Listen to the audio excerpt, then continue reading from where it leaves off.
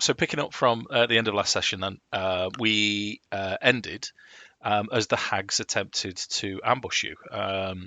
You got the gist of the ambush. The aim was to torment mostly Fester, to capture and possibly do nasty things to him, but they weren't expecting you to strike back with such force with your new allies. They didn't know more fucking Kynan was No, there was a possible hint that they actually recognised Mordenkainen, but let's face it, and then shat themselves. it's Mordenkainen. No. Yeah. So you managed to finish them off in quite some style. So we're starting the session today after you've finished your long rest inside Mordenkainen's magnificent mansion on the bend in the road on the way to the old bone grinder. It's a brand new day. It's reasonably bright. Obviously, it's. Oh, have we had a long rest? Yes, Sorry, we've Dave, had a long rest. Am I covered, Dave? Yes, am I mate. covered? Done. Wonderful. Can when you cover him next time, can you put like a festive picture over him? Yeah. I'll try and draw something on Nik Ana's portrait. Give him a Santa Christmas hat on him. Yeah, I'll see. I'm not very good at computer graphic art, but I'll see what I can do. I would say put a Halloween one on for this time of year, but I mean we're in the fucking demi-plane of Strahd, so it's all Halloween. Did you know what about the? We're just going to attack you. The dyslexic Satanist who sold his soul to Santa. Nice. Brad the Bard. So where do you want to take us today then? I believe you have a plan. Well, I definitely think we should check out the mill primarily because they may have captive children there. I also want to loot the fuck out of it. And I say, if I could persuade Ted not to burn it down, I do think it'd be I'm not happy. It's not somewhere we'll choose to stay. If there's anything else, but I do think it'd be better to have that there with those having access to. I'm mostly in agreement with Akxikas. Definitely need to search it. Definitely need to free any children that may well be there and escort them back. Ted has to burn it down. I mean, you know what? He's been through a bit, and I'll not object. And also destroy any kind of evil magical items. Yeah, sure. So that's unless anyone's got objections, I would say that's the morning plan. How far away from the lighthouse windmill are we? Not far. You're not far. Best estimate, it's going to take you, if you're dawn now, perhaps until brunch, because brunch is a thing in Barovia. I have a note from last session I've just opened up. Yeah. For the next 7 hours, Jarek, Nik, and Akxikas have their maximum hit point raised by 5. Cool. 7 hours from 8. And forgive me, I didn't make a note of this. For Fester, did we cast Greater Restoration on him? Yes, we did. Yes. Sound. Okay. Yeah. I was just wondering because so Van Richten Rictavio is going to have his full complement of spells. He doesn't need. He would have offered it first light, but obviously he doesn't need to. Okay, so you poke your head out of the magnificent mansion. The first thing that you see is still impaled on a freshly grown druidic tree is a I'm going to hag. admire that. I'm going to stand there and admire it. Just and compliment Ted on his artisanship and twisty curly penetrating bits of it. She's going to test the tree and come back as like a witch ent thing. I really get what you're trying to say with this. Yeah, it's expressing your anger. Oven. Oh God. Have I just created a new bad guy? So fortunately, campaign 2. the mansion can't house the Rictavio's wagon or your wagon. Fortunately, it is there. Nothing seems to have happened. Rokkr, as you appear, you have a sniff around. There doesn't seem to be any tracks. Nothing's travelled past in the night, so everything is. My horse could come in, right? As you left it. Yes, mate. Yeah, that was fine. So, setting off, first thing, Magnificent Mansion has fed you and watered you, so we don't need to worry about that. I'm getting a bit of reverb off someone. Yeah. Is it me? Have you reverbed? I don't know. Doesn't matter. We'll carry on regardless. Yes, it's Mark. There's a green. When you speak, there's a green box around Mark. Oh. Green box. Has it gone now? I can't hear it. Yeah, I can't hear reverb. That suggests it's me, doesn't it? Yeah, it does I suggest it's you. can't hear either. No, it's don't worry about it. Well, it's not that bad. So we get to 10 o'clock-ish, 10 o'clock-ish in the morning. And that takes us to a familiar sight as you round a bend in the road with a fork leading towards the old bone grinder.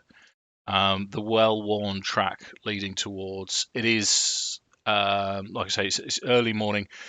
Fan art again. Love this picture of the bone it's grinder. brilliant. The only difference to the picture now, this was your initial approach, is the ravens aren't there now. It's just the windmill as it creaks ever so slowly. From this distance, you can just about hear it creaking. Yeah. No sign of life. There's a mild mist on the floor, but you've got a reasonable line of sight to the windmill, and there doesn't seem to be any movement whatsoever. Right, let's approach the windmill. Okay. Is Mordankin and Rictavio come with us? Yes. Yeah. They are. Their plan. On the way down, they've discussed with you that they're going to stay with you until this investigation is complete. Mordenkainen has got business further away, but he's going to make his own way there. And Rictavio wants to investigate something back in the village of Barovia, so he's going in the opposite direction. But Rictavio, hadn't he agreed to come with us to Vallaki to cure the sister first? Oh, I could We remember. asked him about the We asked him, and he said restoration. he'd come back to Vallaki and heal cure the madness on the sister. Gotcha. Yes, and obviously he's got full use of Greater Restoration, so yeah, no, he's quite happy to do that. Yeah. Material components for us. As you discuss, obviously he's sort of forgotten because the Dungeon Master's forgotten. Van Rixen's forgotten that he made that arrangement, and he does have a pressing need to go and search for. If you remember, he told you about sort of a protege of his who he believes has entered Barovia. And it's a pressing need he has to go and search her out. Yeah, the healing isn't pressing. It's just as long as the next time he's in Vallaki, if he could heal and let them know he's been sent, we've sent him to assist. Yeah, he'll sort of say, yeah, no, I did agree. You're quite right, and I'm not. I am a man of honor. I will see that through. I will travel with you back to Vallaki, and then I'll go about my own business. But as I was saying, he doesn't need to come with us. If he needs to go to Barovia first, when he's finished in there, if he comes back, because we're not planning on acting on the sister immediately, are we? It was the winery was the next task. Okay, in which case he'll say that's appreciated. Obviously, the sister is a known quantity, but she isn't, from your description, she isn't going anywhere. Whereas he would kind of like to start the investigations to see if he can find Esmeralda. He mentions by name. Yeah. In the travelling, I mean, I would like to have kind of a private word with Rictavio because he did describe Esmeralda to us, didn't he? He did. Yeah. Yeah. This would be a private word that would have been away from the group, kind of thing, just to cover over the encounter I had with the two gods, because they told me that I needed to follow a woman with one leg. Yeah. And, it seems an unlikely coincidence that this is a woman with one leg that appears to be somewhat capable and worthy of following, potentially, depending on... It's not a case of asking questions, it's just mentioning it to Rictavio away from the others, just that, this is a vision a visiting from the gods that I had, and obviously the two gods that came, and what they said, just to see what his reaction to that would be. Yeah, much the same... His reaction seems mostly ambivalent as you mention it to him. But as you mention him to it, he sort of looks you over again, almost appraisingly, and he'll say, "You gentlemen surely are interesting. You have prophecies from Madame Eva. You have visions from gods. You have messages sent from great old ones. It's intriguing indeed. What I will tell you about Esmeralda, if you meet her, she is Vistani, first and foremost. But as we've discussed before, she can be trusted. She is a student of mine, even though we parted ways several years ago. Yeah, she had a leg bitten off or bitten by a werewolf, and she removed it herself. And she has a wooden leg that she wears with some pride now. But if your prophecy mentioned a woman with one leg and she's arrived, it can only be her. That's good. Otherwise, I had a fear that I'll be chasing peasants that have lost a leg to a cart accident or something. Just follow the local merchant. A guard that took an arrow to the knee. You've only got one leg. What do you do? that makes life a lot easier. Thank you very much. Let's go burn a windmill. Say again, sorry. Let's go burn a windmill. Look at it. It needs burning. It's not fit for anything. It's not safe. With Mordenkainen and Rictavio Van Richten, I'm going to call him Van Richten just to clarify, because I can't keep saying two names; it'll get annoying. I'm going to say Van Richten, but you know what I mean. As you approach, there's no sign of life whatsoever. Let's have a group perception check just to see if we're on point tonight. Have a look. Perception. Oh, I forgot this character was not good at this. 22. Oh, 18. Natural 20. 20. Does that mean you gain inspiration, Mark? Does it? Are we doing 20s or ones, Dave? Are we doing 20s or ones, It's Dave? changed. It's changed to ones, It is hasn't a it? ones, Dave. As a Right, I prefer that. We've just stuck with 20s in ours for now. It's also changed to you decide to use the reroll after you've failed, after you've rolled. Okay, nice one, Dan. That's why. That's. So it's not advantage done now. mine, So yeah. roll if you Yeah, want to. it's Sorry, Jim. specifically inspiration. It's after you've rolled, you can expend inspiration to reroll.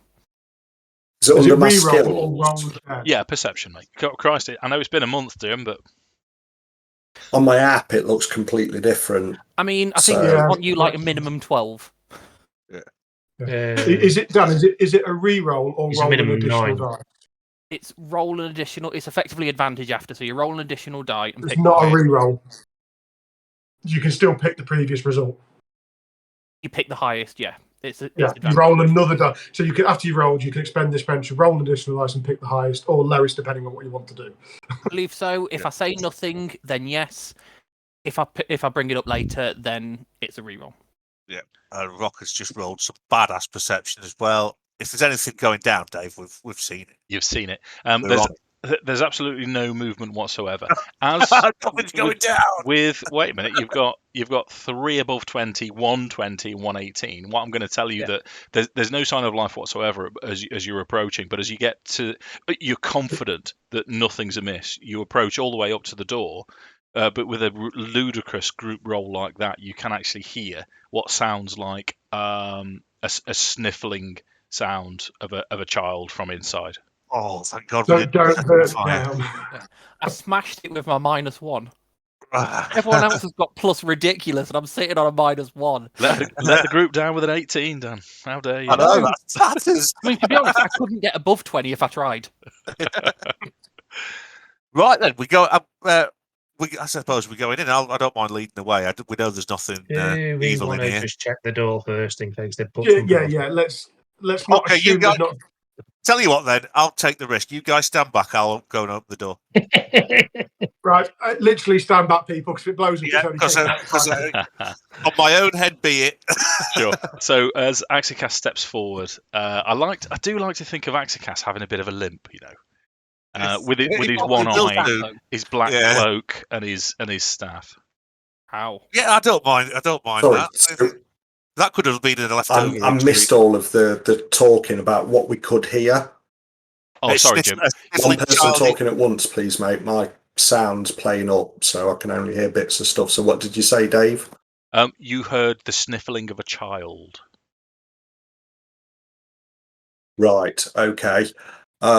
So this is on a hill, isn't it? This is what We're we at the can door at see. this point. Yes, Matt. Yeah.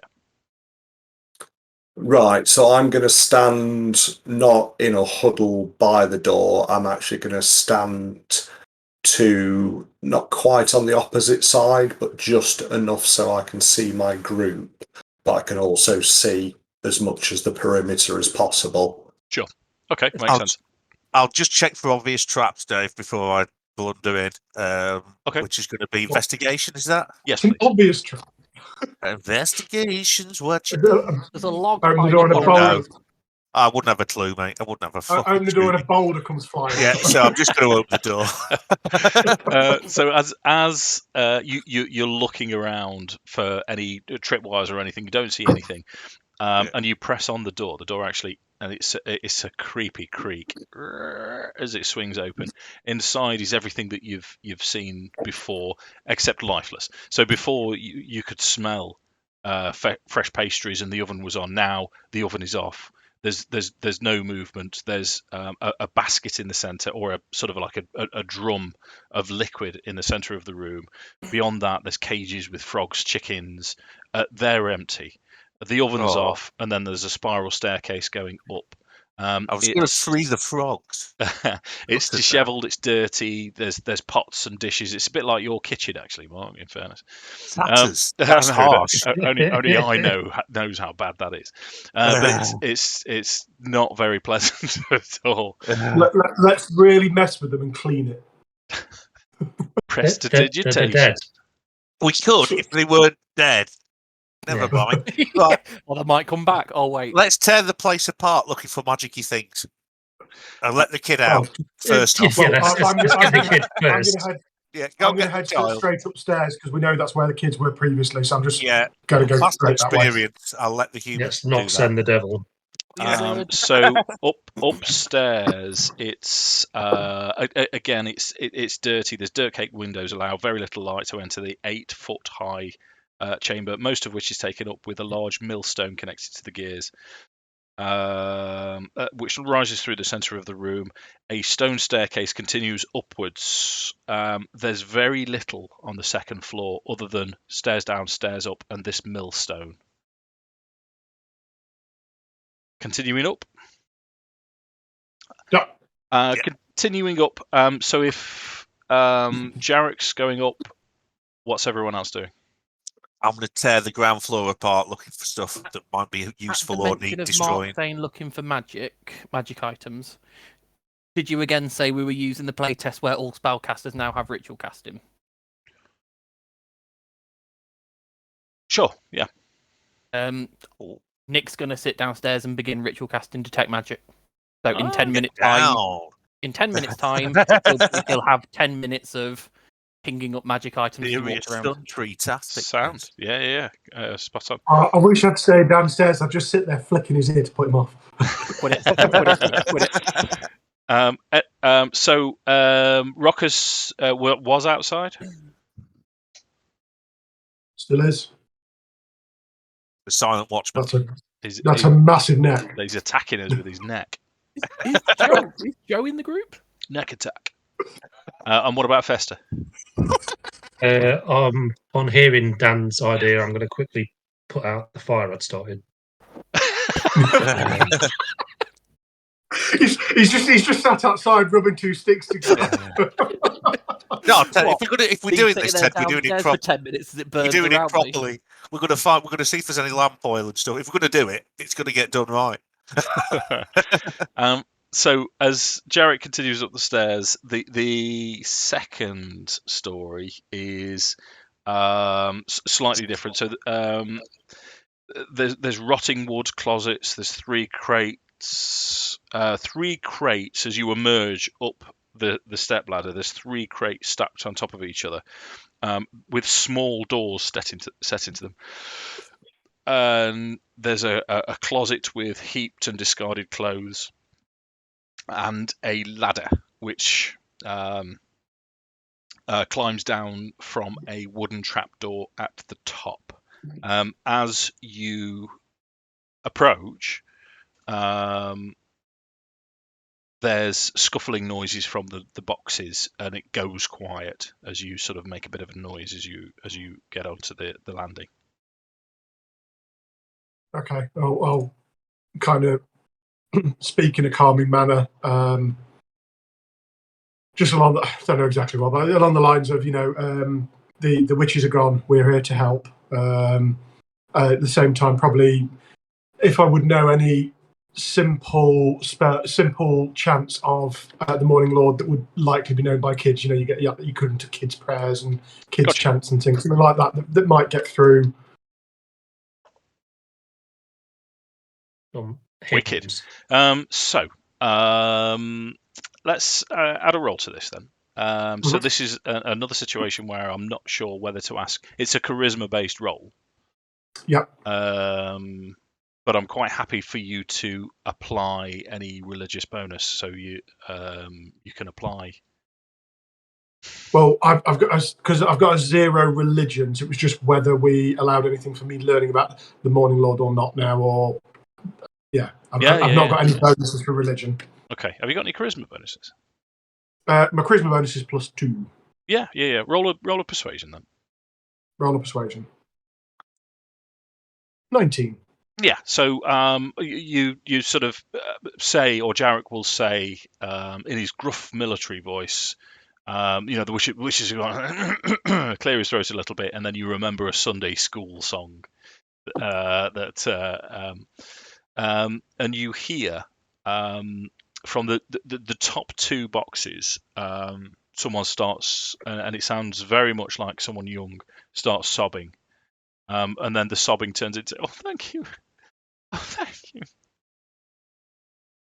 So, go and kind of move or open the box, or what? Sure. Inside the top 2 boxes, then there are 2 children. There's a boy and he looks very small, but you would guess him to be perhaps 6 or 7. He has a very, very vacant expression on his face. He is not showing any emotion whatsoever. As you open, he just sort of sits there and does nothing. The one above is a little girl who's possibly 4 or 5, and she's the one that's crying. And she looks, and as the sort of brightness hits, she sort of shies away and she blinks and looks at Jarek. Yeah, I'll kind of just reach out, the hand to, offer my hand to kind of take a hand, while kind of calling behind me, so just down the stairs, that there's 2 children up here. The one that's not reacting at all, either suffering from shock, or I'm assuming potentially one of these soulless ones, or whatever they're called, that they seem to get around here. Can't remember what the term was. Was it soulless ones? Yeah, that's what you know it as, yeah. Yeah. So I'll not ignore him, but reaching for her initially, kind of thing, as she's the one that's reacting, just to see if she'll kind of come down from the box, so to speak. Okay. While again, as I say, shouting for someone else to come to the ladder so I can start sending them down. Yeah. So she, as you hold your hand out, she recognises your say something calming to her. She recognises your voice from the Sunday school song, and she reaches out and she'll say, "Thank you, Mister." And she will climb out with you, and she turns around and says, "Freak, come, Freak, we're rescued." And the boy follows instructions. He just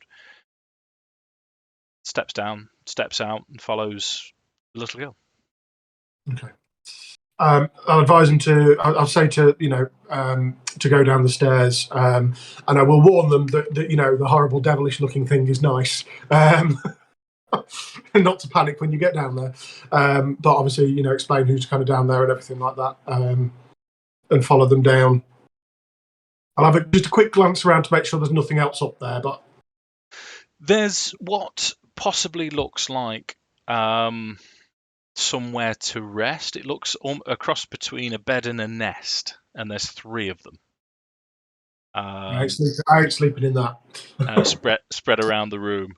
But the little girl will walk downstairs quite happily. As she does, and she's holding your hand as you walk forwards, she'll just say, "Granny Mo, is she dead?" Which one's Granny Mo? Who's Granny Mo? I'll kind of, I'll literally ask her who's Granny Mo, child. As you say, "Who's Granny Mo?" you can see a look of dread and sheer terror on her face, and say, Granny Mo, the one that took us. Oh no!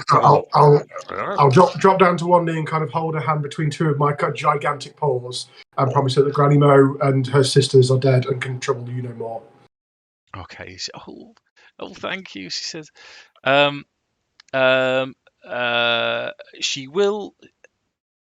She does that sort of childish thing. Now you've got her confidence. She'll sort of blurt her story quite quickly.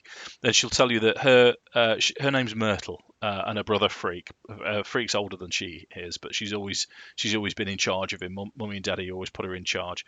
Mummy and Daddy were useless. They used to drink all day and all night until they started eating the pies from Granny Mo, and which led to them being sold to Granny Mo. And as you're walking down with her and walking around, she'll sort of say, I'm pleased that Granny Mo's dead, but please don't send us back to Mummy and Daddy. We can't go back to the village. Which village? The village of Barovia. I'm not there. Well, that's fine. We will take them with us to Vallaki. We know where they may be safe. Maybe. That's a bit of a lie, isn't it? She says, do you know Ismark or Irina? They might look after us. They've always been kind. Hang on, they're the ones from Barovia, weren't they? Yeah, Irina's the one we escorted. Yeah. Woman we escorted. Yes, so I'll admit to knowing them, and Irina is in Vallaki at the moment, and that is where we're heading next, and we will take you with us to there. Okay, so at the mention of Irina, her eyes brighten up, and she grabs Freak's hand and say, "Come, Freak, come!" And she's now just skipping downstairs to go and meet the rest of the party as the rest of you see Myrtle, and she'll say, "Oh, thank you," and she'll introduce herself, and I'll just say see a happy hello in child the least skipping. scary way I can. Yeah, there'll be a happy child skipping downstairs that's being held captive. They're like the folk, and I just be like, kids. yeah, That's that's what they do. Yeah. I'll try and introduce myself without scaring the shit out of her in the nicest way I could possibly imagine. I don't know exactly what I'd be doing, but I'll be watching him with scrutiny as he does it. Hello. They've been warned. The other thing with Akxikas, other than the limp, having one eye and the black robes, I also like to imagine that you've got a bit of facial palsy with a bit of drool occasionally as well. But yeah, no. I will say he's definitely. I'm not going that far, but one thing that I've been thinking about, he's got a tail, little proper spiked devil tail, and it seems to be constantly swishing as though I'm shitting myself about something. Oh, wicked! Nice. If I had one, I'd learn to scratch my own ear with it. Well, I'm going to start using it to slap people in the face, when they're not paying attention to me. I've been looking through my notes for the name Myrtle because I think it rings a bell. Yes, Moni Myrtle. Stop. Have we heard of Myrtle before, or am I wasting my time looking through notes? You're wasting your time, dude. Yeah, you've not. She knew. I've heard it elsewhere. Okay. Yeah, from campaign. the story she is telling you, a mum and dad are basically wastrels, so you've not had any interaction with anyone. Okay. You've not heard of a missing Myrtle or a moaning Myrtle. So in terms of the ground floor for Akxikas, you don't find anything of worth whatsoever. Bizarrely, the barrel that's in the center is. It contains a liquid that you've seen before. It's a black goop, and I know we really must try and find a way of getting one of you the Arcana proficiency, but we'll skip over it for now. Yeah. You've seen this goop before, and you've seen it in Avernus. One of the details as you were sort of a slave to Bell was to go and collect weapons after one of the incursions of the demons, the Blood War demons versus devils. And this goop is demon ichor. When demons die on a different plane of existence, they turn into this black ichor, and that's is it useful for anything? Would I know that? You wouldn't know. Right. Well, it's still quite worrying that it's here. don't like. Maybe once we find the spellbook for Mordenkainen, he can teach Akxikas a bit more about magic lore and. Hang on, wouldn't Mordenkainen be able to tell us what this is? I'd be more than happy to trade one of the skills I've never used. Yeah, I mean, is for a matter of. Mordenkainen proficient in Arcana? Good point, Jarek. I could. I'm hoping if he's not, we've got a problem. Beats me. I'd be happy to trade a skill I've never used. We'll have a think about it, Mark. We'll think about it another time. If that was agreeable with Dave. Yeah. I think it kind of makes sense because you are the arcane expert of the party. But Mordenkainen will tell you, but it does have some uses, but most that he knows of are to do with summoning.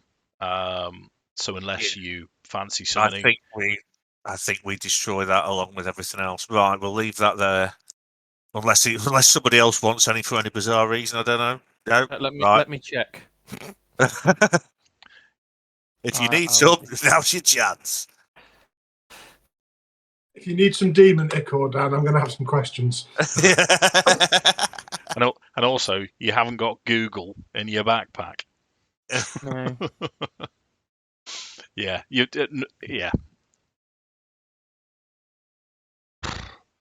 Mordenkainen will collect an eye at some point.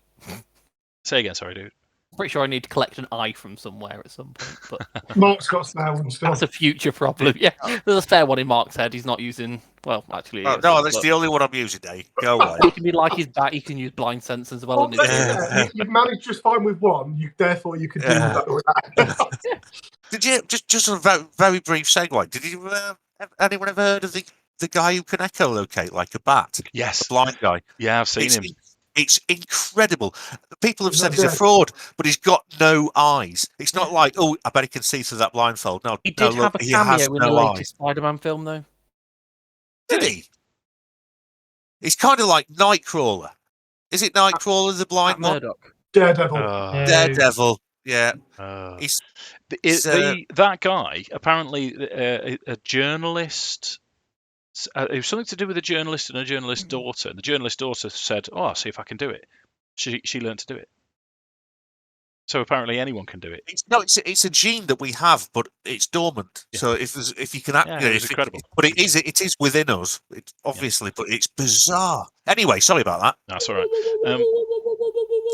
So if there's nothing on the ground floor, Dave, I'll move the search up a notch. I don't think there'll be anything with where the kids were being held. But I've had a quick check round up there. Well, bizarrely, that's the only place there is something. So you go up the ladder into the loft. There's absolutely nothing there whatsoever. Underneath the cots, these sleeping arrangements, you do see 6 pieces of jewellery. They're very cheap looking. You estimate each piece of jewellery is about 25 gold each. So 6 cheap jewellery, 25 gold each. But that's the only thing that you find of any value in the whole windmill. Well, that's 25 gold each is better than a kick in the knackers. So. Do you want me to pop it in the sack? Yeah, pop it in the sack.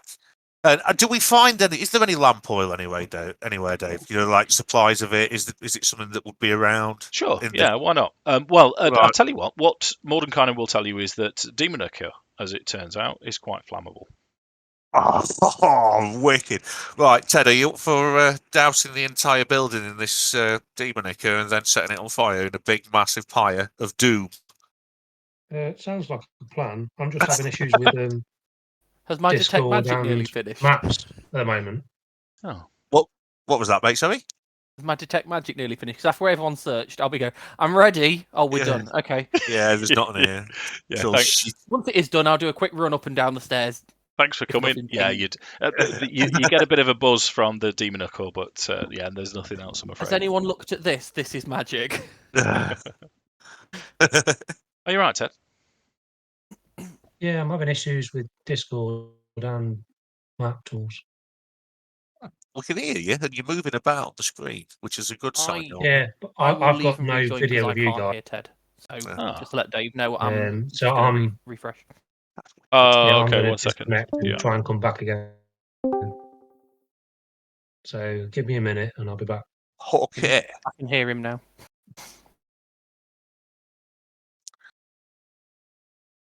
But while we wait, Dave, I found out.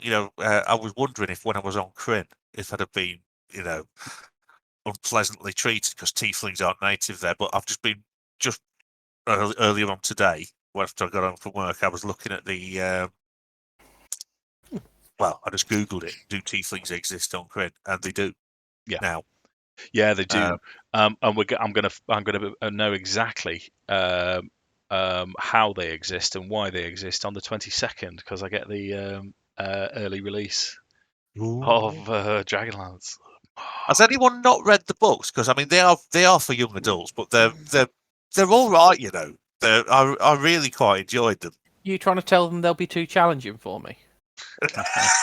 I revisited them not long ago, and I enjoyed them again. Yeah, I did. I've read them a few years ago, and I thought, yeah, they're not, they're not Ericsson or David Gemmell or, it's one up from Christopher Paolin, but I enjoyed that as well. Yeah, so did I. With his completely linear story with no plot arcs at all. It's like I could have written it, but I loved it. Yeah. Well, there's a dude that gets harder and harder and harder, and he's got a dragon. Yes. And his dragon gets big and really nails. What sort of book's this? What? Which one? Sounds rude. Oh, the Aragon. It's is there 4 of them? I think 5. You did. Yeah, I know I haven't read the last one, but I've read all the others. Well, yeah. I mean, he was 12 when he wrote the first one. Yeah. I mean, I think he was 12. What a guy. Yeah. Curtis Joblin's very similar. Yeah. It's where it's like this is really, you can tell it's sometimes in some places it's a bit childish, but it's brilliant. Yeah. Ted's having tatters. And there's a weir shark in it. Yeah, and what's the other? I think there's a weir rock. Is it a weir squid? I think there's a weir squid as well. You can't. No, auto maps. Map tools is fine, but Discord's it's just on a fucking refreshing screen that's not doing anything. Without sounding harsh, you don't need to see us, do you? Yeah. Are you alright to just carry on it's anyway, quite weird. Ted? Yeah, I mean, whilst I was disconnected from Discord, I could still hear you, which was quite odd. Hey? Something's gone wrong somewhere. It took about a minute or so to actually suddenly just disappear. Do you want to restart? Disconnected. Do you want to restart the whole thing? It was incredible to see, though. Yeah, it was incredible to see, though, Ted, because you froze for me for a minute, and then it went in fast forward to catch you up over about 30 seconds. To watch you speed scrape a model 30 seconds worth in a second was incredible. If only I could do that. Right. Yeah, I don't know what's going on. Well, it's up to you, mate. We can either carry on or... well, I'll give it a go. Yeah, okay. So I say that's the screen I'm getting. Give me a minute. Let's see if you guys stay talking whilst I've turned my PC off. That'd be hilarious. Do you know hover over? That's weird, isn't it? Mm-hmm.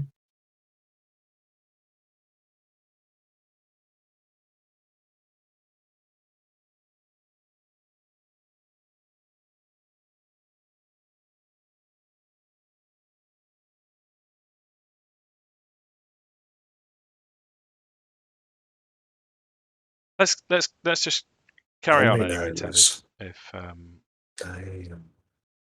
you're happy to do so. Hold up, something now. Oh, Dan's muted himself. Is that right? Yeah. Okay, so you find your trinkets I'm going to disable your video, Dan. I think Ted's frozen. I think he's going to DC. I'll carry on. We'll recap. Otherwise, we're not going to get through much tonight.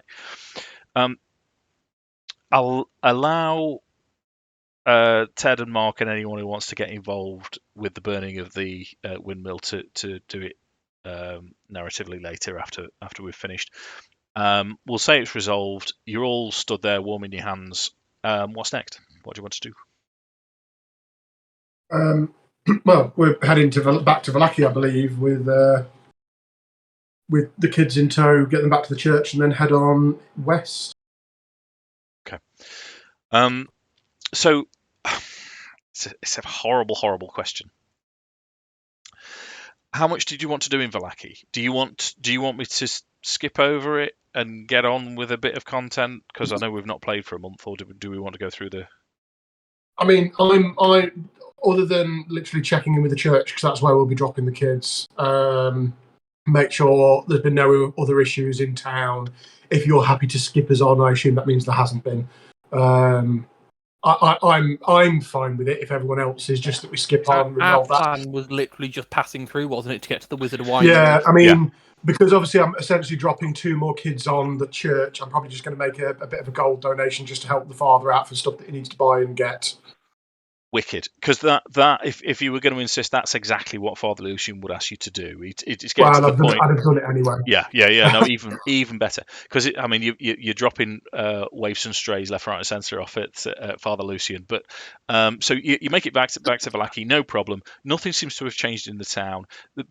From the sort of the undead apocalypse that swept through, people are trying to rebuild, people are trying to put it back together. You see, you do bump into the Baron and Morrigan. They're very busy.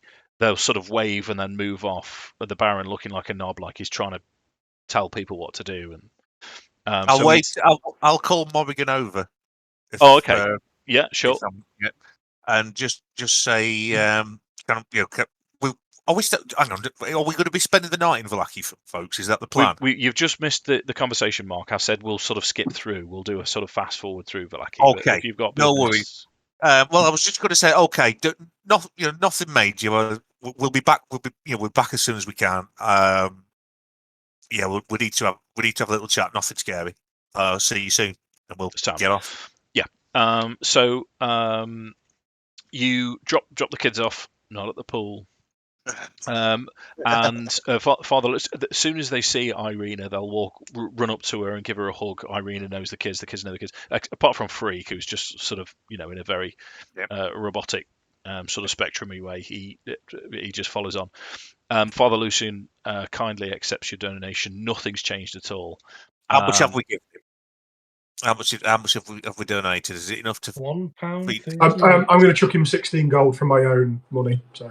Well, just get 20 out of the party treasure. Go for party gold. Okay. You're in charge of that anyway. So just give it. Yeah. Say, here you go, 20 gold. Put my 16 back on now. Yeah, I mean, Father Lucian, as you know, is sort of developed a bit of a man crush on Jarek anyway, and it's even more so now that you're passing out gold. But as you make your way out of Vallaki, we'll fast forward. Rick Tavio, he's already gone. Van Richten's already gone the opposite way. Outskirts of time, Mordenkainen sort of shakes your hand and he'll say, "Right, we'll be in touch." Remember, how do we contact you? I'll just ask. It's the sending spell. Right. So I believe Jarek has learnt it. And I've not got it memorised, but I have got it as the option to do it so overnight. Yeah, you just need a long rest to do that. Long rest, and we can send him a message. Sound. I'm happy with that. And because Van Richten is able to do it. So between the two of Van Richten and Jarek, you hope that you're going to be able to stay in touch. And the sending message, unlike your abilities, Mark, is send a message and receive a message. It's a third level spell, so it's pretty good.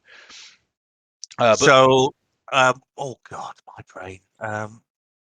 Just drop the kids off. We've given them the.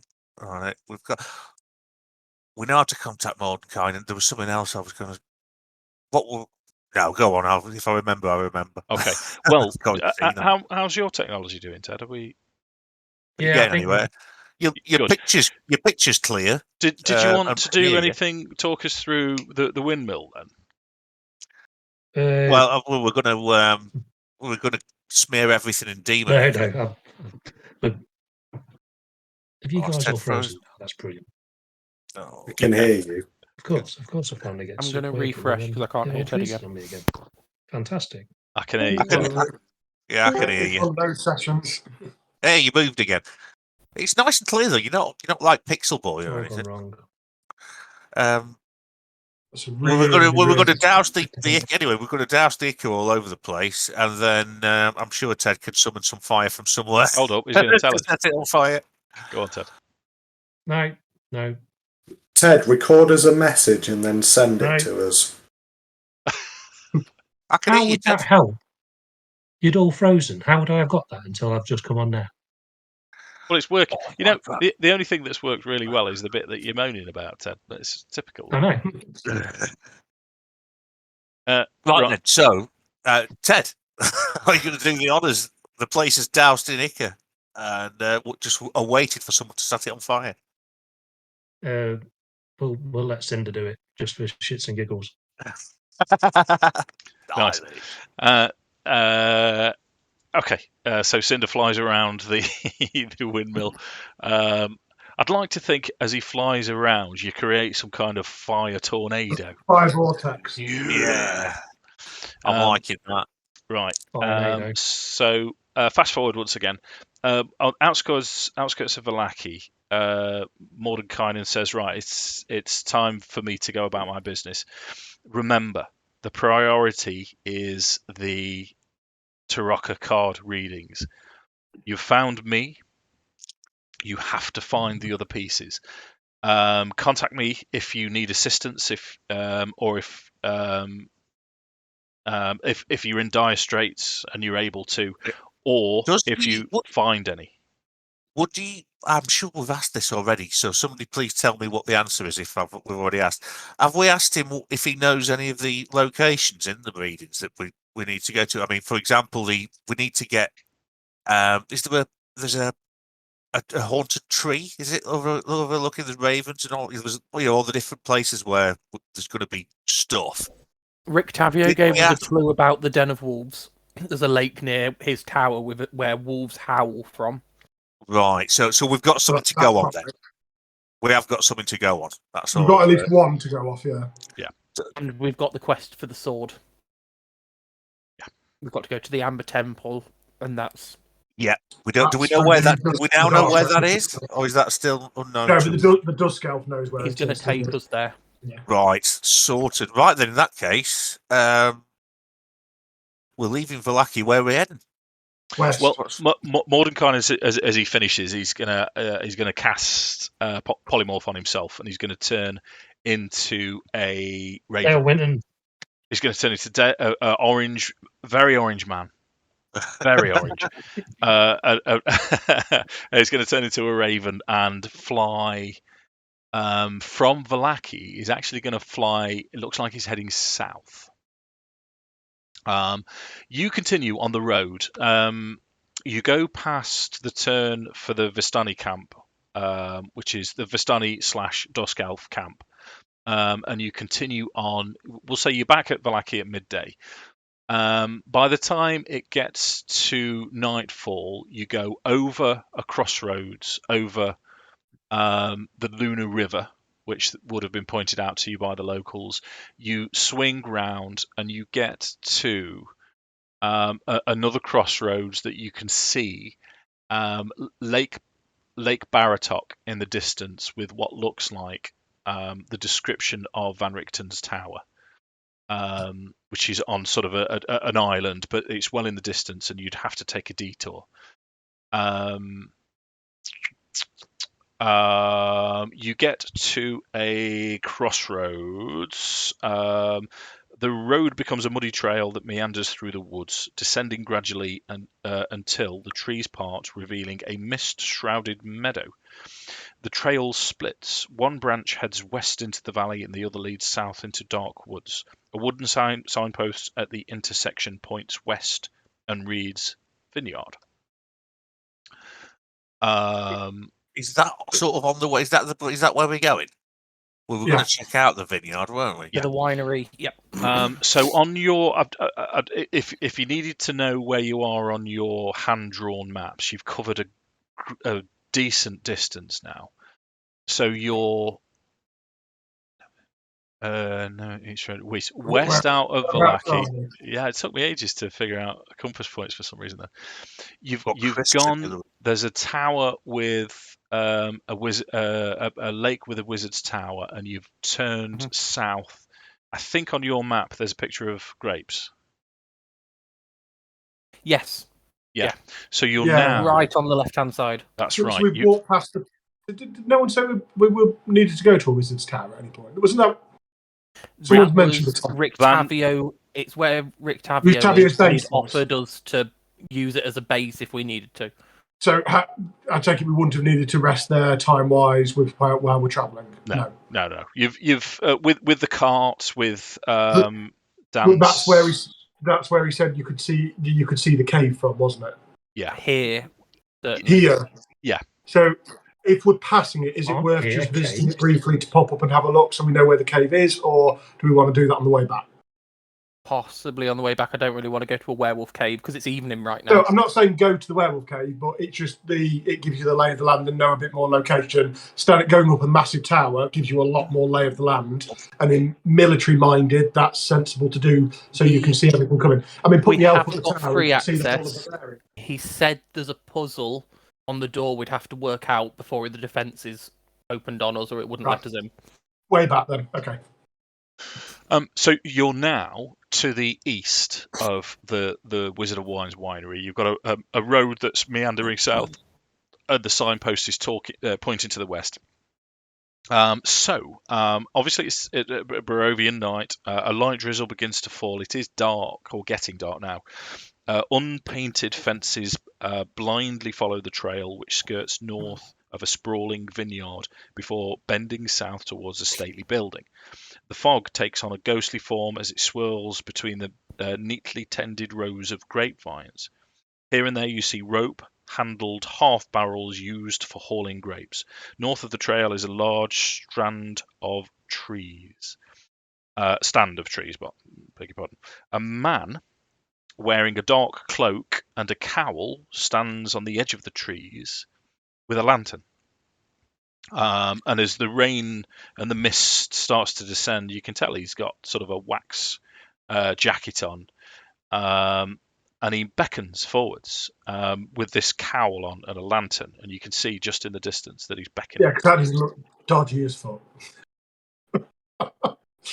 Come to your doom. He is stood. He's a good 40, 50 feet away from you. It is dim light, so the only light at the minute is from his lantern, and behind him it seems to be the forest and some trees. Let's have a perception check from everyone. What? 17. Nick can see his own shoes. That's more like it. Yeah. Okay. 11. He sort of I can see Nick's shoes as well. he sort of steps forwards ever so slightly, but you can tell he's not leaving the cover of the trees too much. But his movement and his gestures. Wow. That's pathetic, gentlemen. Well done. News. You've got inspiration, JMO. You've just gained inspiration off a natural one. Oh yeah, well done, Jim. You can tell his movements appear very organic. There's nothing undeady about him or mechanical about him. He's and as the lantern light flashes, you can see sort of perhaps a glimpse of a grey beard. And sort of ragged, older features under the rain cloak. I'm happy to step towards him and hail him. Okay. Let me load you up some. The family name of Unwin. My handwriting's awful. Markovs.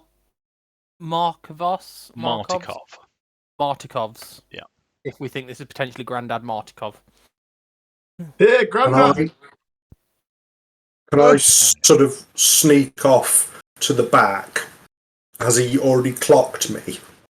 I'm going to say no, Jim, because it's getting dark anyway. You're a Gloomstalker, but if you're going to do a recce, it will be a stealth check just to... Yeah, so what I'm thinking of doing is just holding back from the party as they move forward, or just stepping away from the party, and then sort of doubling back not all the way round the back of him, but just sort of gaining some more, go round to the side and position myself either parallel with him or behind him to just Wicked. Okay. see what's going on. Well, I'm going to ask for a bit more from you then, Jim. Let's have, because your stealth roll is going to be with advantage, which you if you do that first.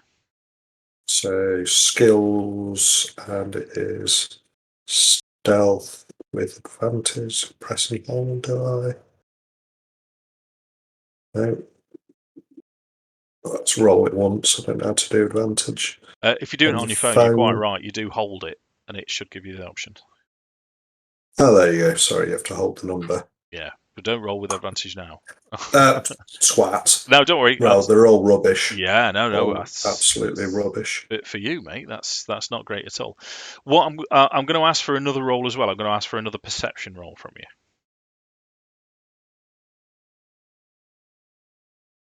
14. Okay.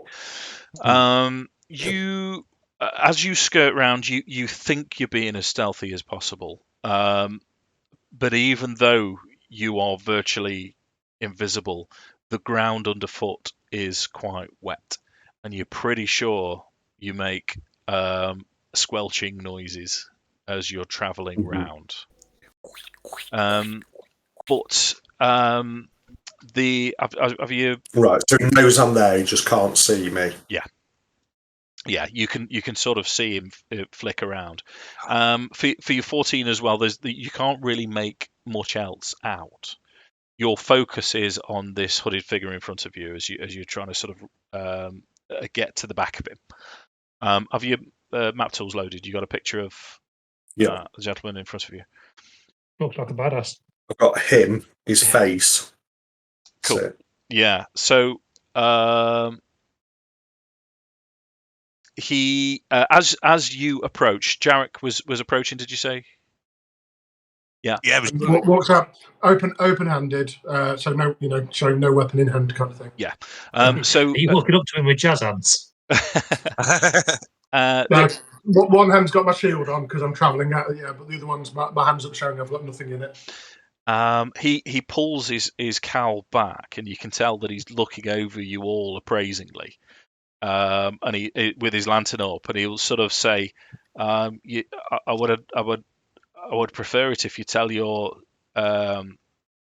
fellow that's difficult to see if he could make himself visible to us. I mean no harm. I'm just here to talk, but I'd rather not have someone sneaking up on me if at all possible. I respond to that by calling out gently to Rokkr, and then return to him and apologies. He is just doing the same for us to ensure no one is sneaking around on ourselves. Understood. So, that's perfectly sensible. So I'll sort of, opposed to approaching him from behind, I'll double back, so I'll approach him from the front so he can see me, and with all my sort of, hands up kind of deal. He'll sort of, as you come around and say, oh, well, thank you for that. That's much appreciated. Allow me to introduce myself and my family. And as he mentions his family, things that none of you have noticed until now. In the trees, there's movement, and it's almost as if these people come out of the shadows. And there's a whole family behind him. There's men, women, and children, all with these sort of waxen black capes on. And he says, my name is Davian Unwin. You look like a capable bunch. We have dire need of people such as yourself, if you could possibly assist. Well, that's what we're here for. Did he say his surname was Unwin? Yeah, rings a bell, doesn't it? Martikov. Davian Martikov. Yeah. Yeah, I will greet and say, well, actually, we have been sent here by your... Unwin was the family that was in the city, weren't they? No, Unwin Martikov is his son. Okay, and I would say we were actually... we are here at the request of your son, Unwin, who asked us to come and investigate what has happened this way on. So we are at your disposal. What is the problem? Okay. Well, at this, let me just give you a few more pictures. Have we painted a red stripe down our chariot yet? No, not yet. All right, we need to. We haven't got any paint. turn to Rokkr and kind of point towards the entire families that appeared out of the trees and went, "You saw them, right?" I didn't, but I played it off that. That's no issue. I do. Jarek himself does have concerns over what these people are if they were so hard to spot that our Gloomstalker missed them, kind of thing. But he was too busy squelching. Right. So, not my finest hour. At the mention of Unwin, let's have a insight check from whoever mentioned Unwin. me, It was. rolled off an 18 to a 5, so measly 9. Yeah. So, okay. So, Davian will say, "Oh no, that's great. Yeah. I don't know exactly what Unwin has told you, but we are the wine producers of Barovia. 5 nights ago, our house was attacked by stick woodland creatures, a whole host of them. They arrived with feral-looking pubans, and we boarded ourselves inside. 2 nights ago, they actually stormed the house, and we fled. We fled for our lives. They currently occupy the winery," and he points back towards the winery itself. Let me just give you this picture as well, just to give you something to look at and consider. The page Nice. you're on now, you can scroll back and scroll in. There's pictures of all of the Martikovs, but that's the vineyard that you're looking at. So Okay. what you've got is an outhouse here, with sort of a stable door. Front door here. This bit is open, and there's a wine pit there. This looks like where they do the crushing. So there's big barrels in here that they'd load up and crush. There's an open bit there as well, and then it's all the first floor is there. Outhouse. There's a privy on the side as well. Okay. Turn to the 2 wood elves, and say, "Do tree people mean anything to you?" Yeah, I was going to gesture kind of Fester and stuff. Well, my intention would have been Fester and that kind of thing, bring him forward into the conversation to get a better description of them, and also ask for rough numbers and what how many was this attacked by, or. Okay, well, let's have a nature check from the 2 wood elves then. In terms of, from the 1 wood elf and from the 1 Kaganesti. Oddly, my nature isn't that good. Oh, but I get 20. I was just. It was too quick. I was literally about to say, as I kind of bring Fester forward and put my hand on it, I was going to guide him. But... Great news, Rokkr! You get to give someone inspiration. Wow. Rocker's having an off night. Go on, Ted. You can have inspiration. Yeah. So Fester has heard. Joe, you're still shocked from being spotted. That's what it is. Ayo. I'm going to reset because I can't hear JMO. Yeah. At least everyone's tech's working brilliantly tonight. That's always. Can I just turn to the family and just go? You look remarkably like a bunch of ravens in those cloaks. I was thinking they were a bit raveny, and they think, they come out of the trees, do they? So that's a good sign. They're friends, aren't they? So what does Fester know about stick people? Right, bear with me. I need to roll. That sounds very druidy. Away.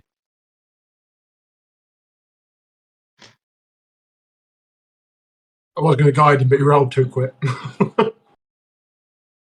Yeah, oddly, my nature. I'm only getting a small bonus on my nature rolls. What is your bonus, Ted? +1. Mine's nature's better than yours. Right. But I feel like I would still default to asking you the question. Yeah. Wood elf druid. Yeah, you could think. Yeah. So I'm gonna do it in terms of what you've discovered, because we asked for the nature roll first. Yes. And it's quite good that Festa would be aware of this. You're aware of creatures known as blights.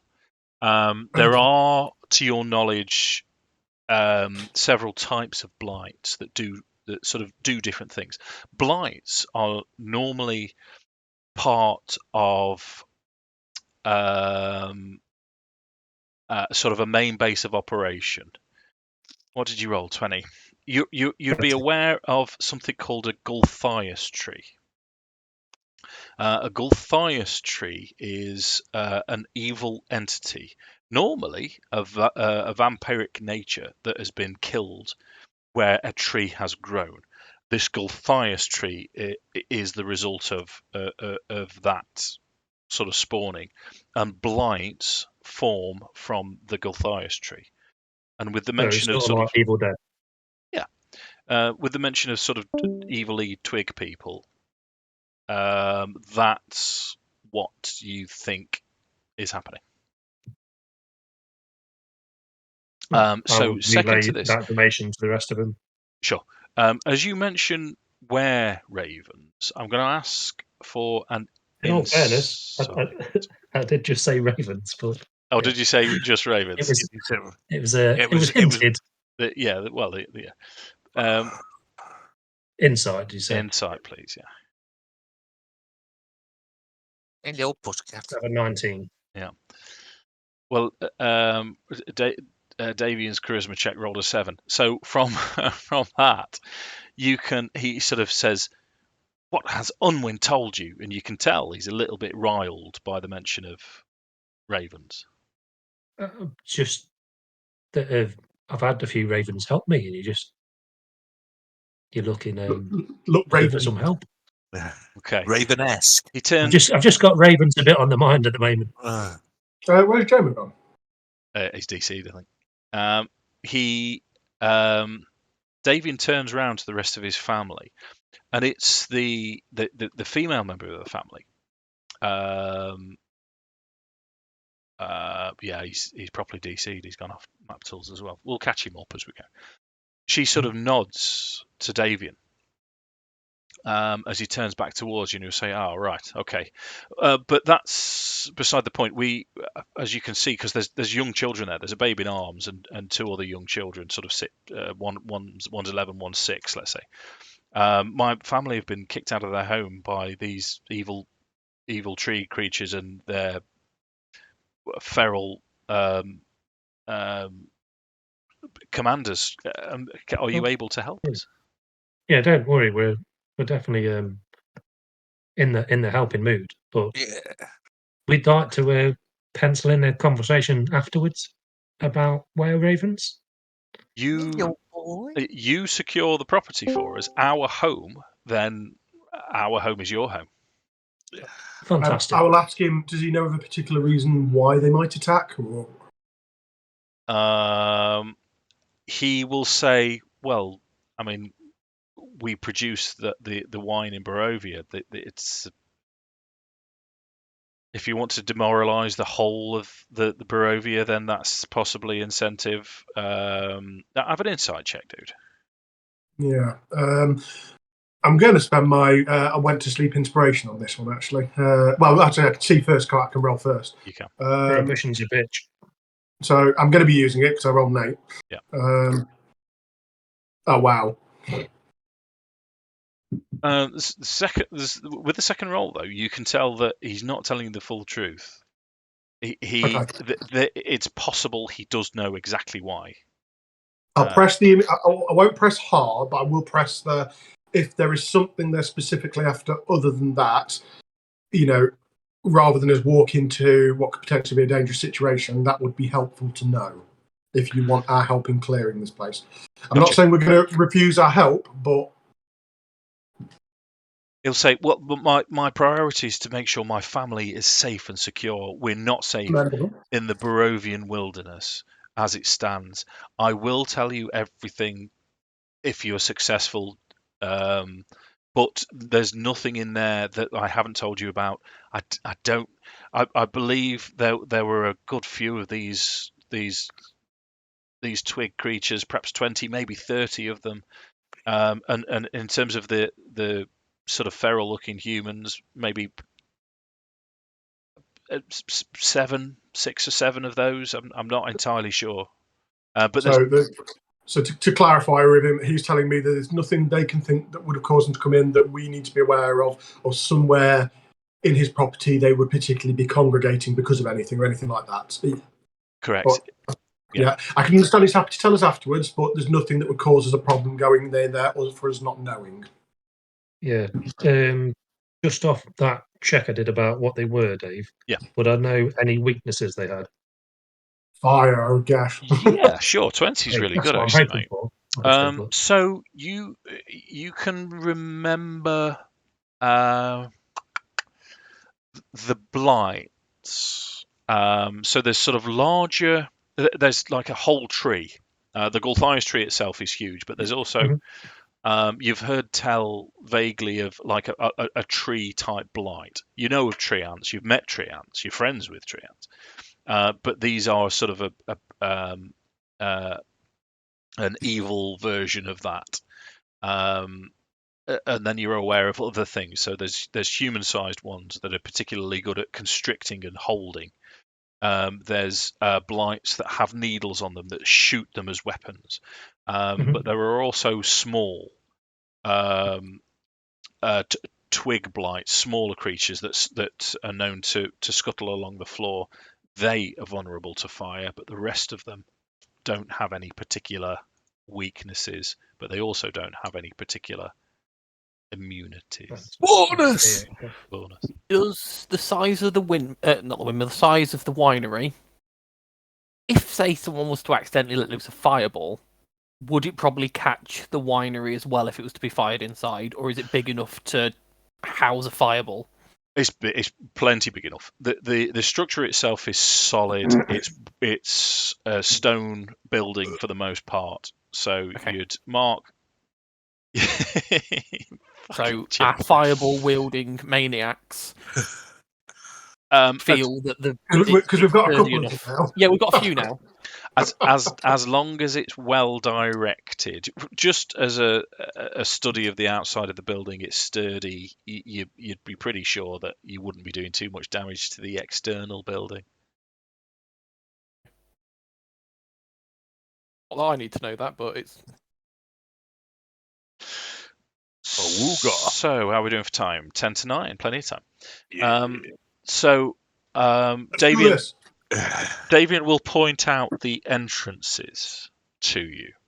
So he will give you. I'm going to zoom in on the winery itself again.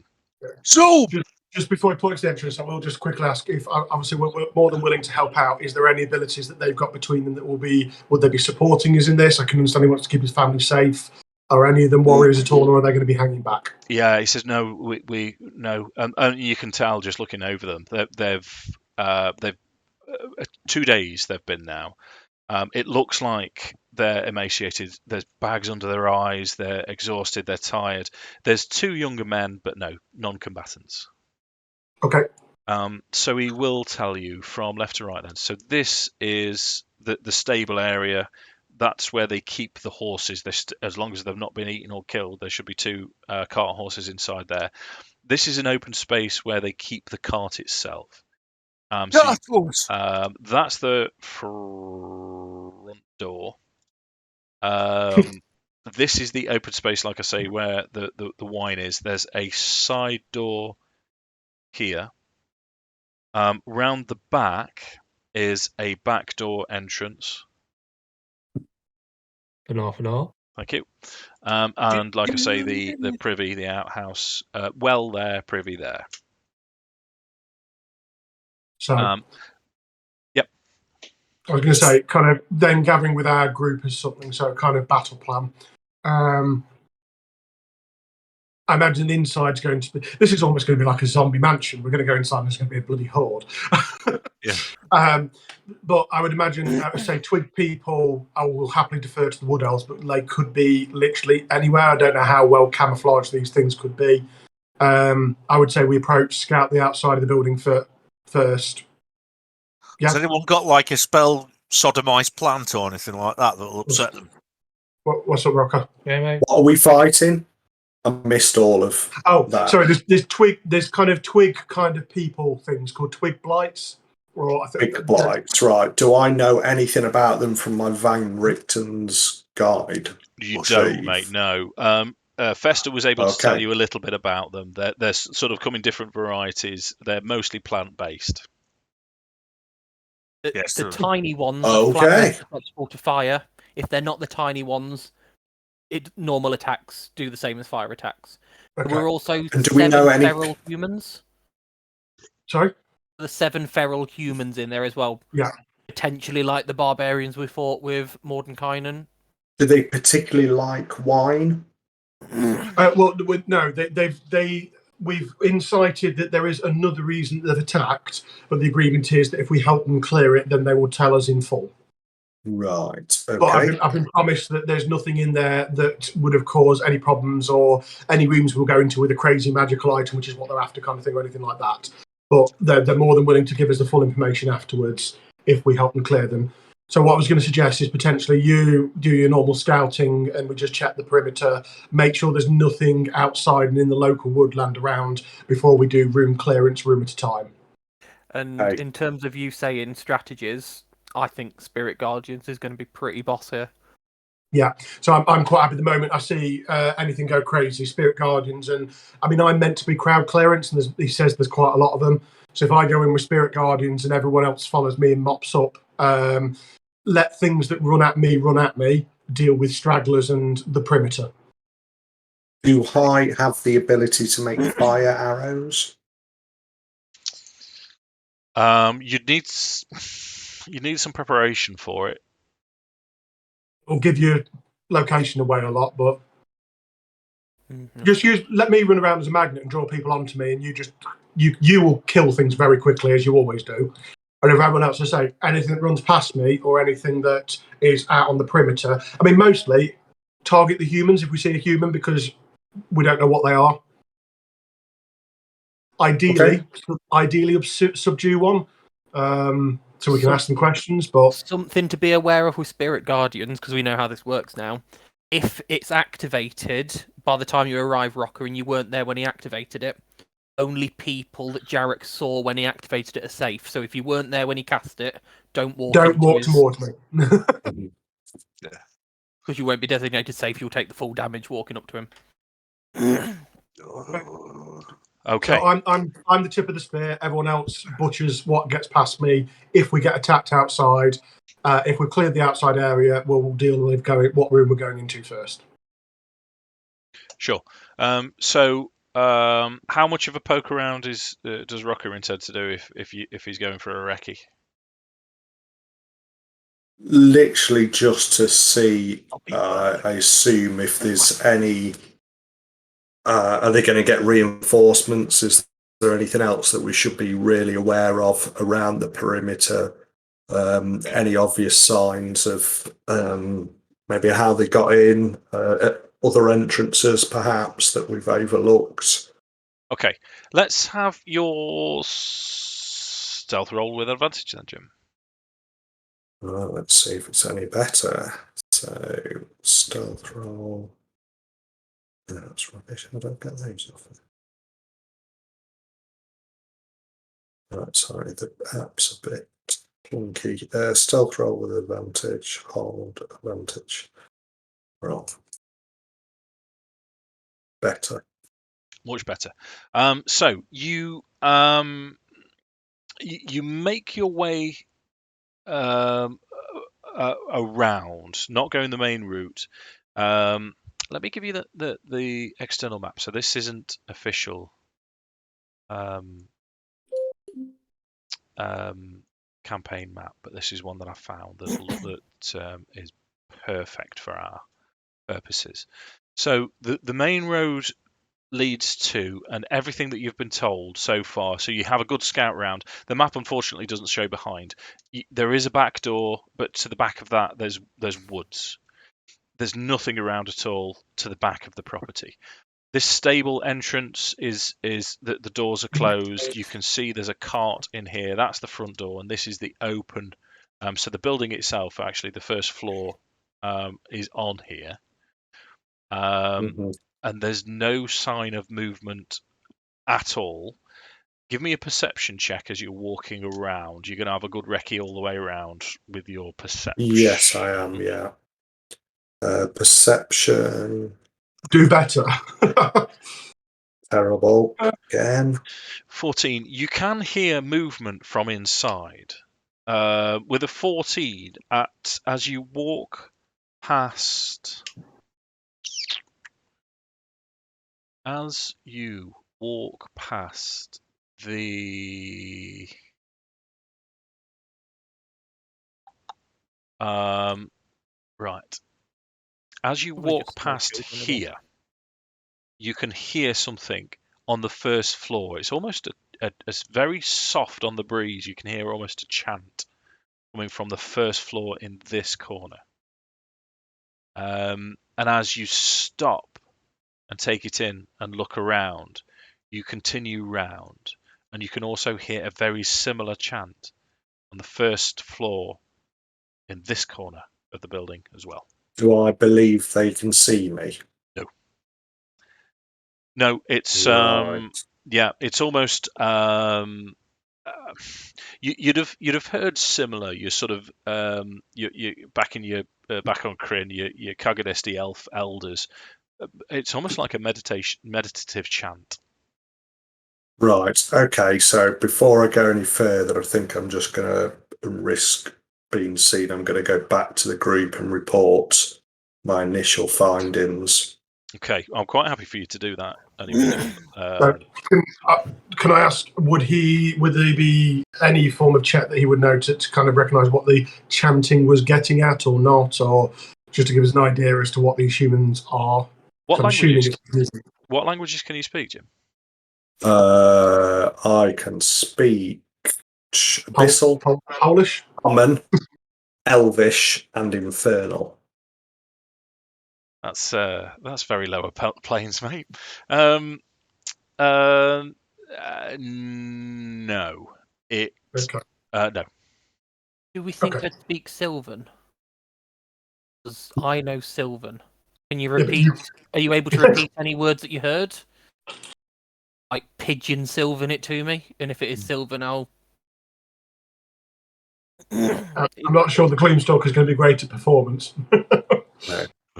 Let's try. Have a performance roll, Jim. Why not? Okay, performance.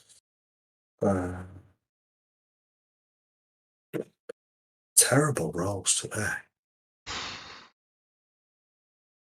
pretty bad, Jim. Bear with me 1 second. So... You got a positive charisma bonus. Didn't realise that. I think Only just, yeah. Jim's stats were pretty good, if I remember right. Yeah, apparently, yeah. I got one good one, and I'm using it.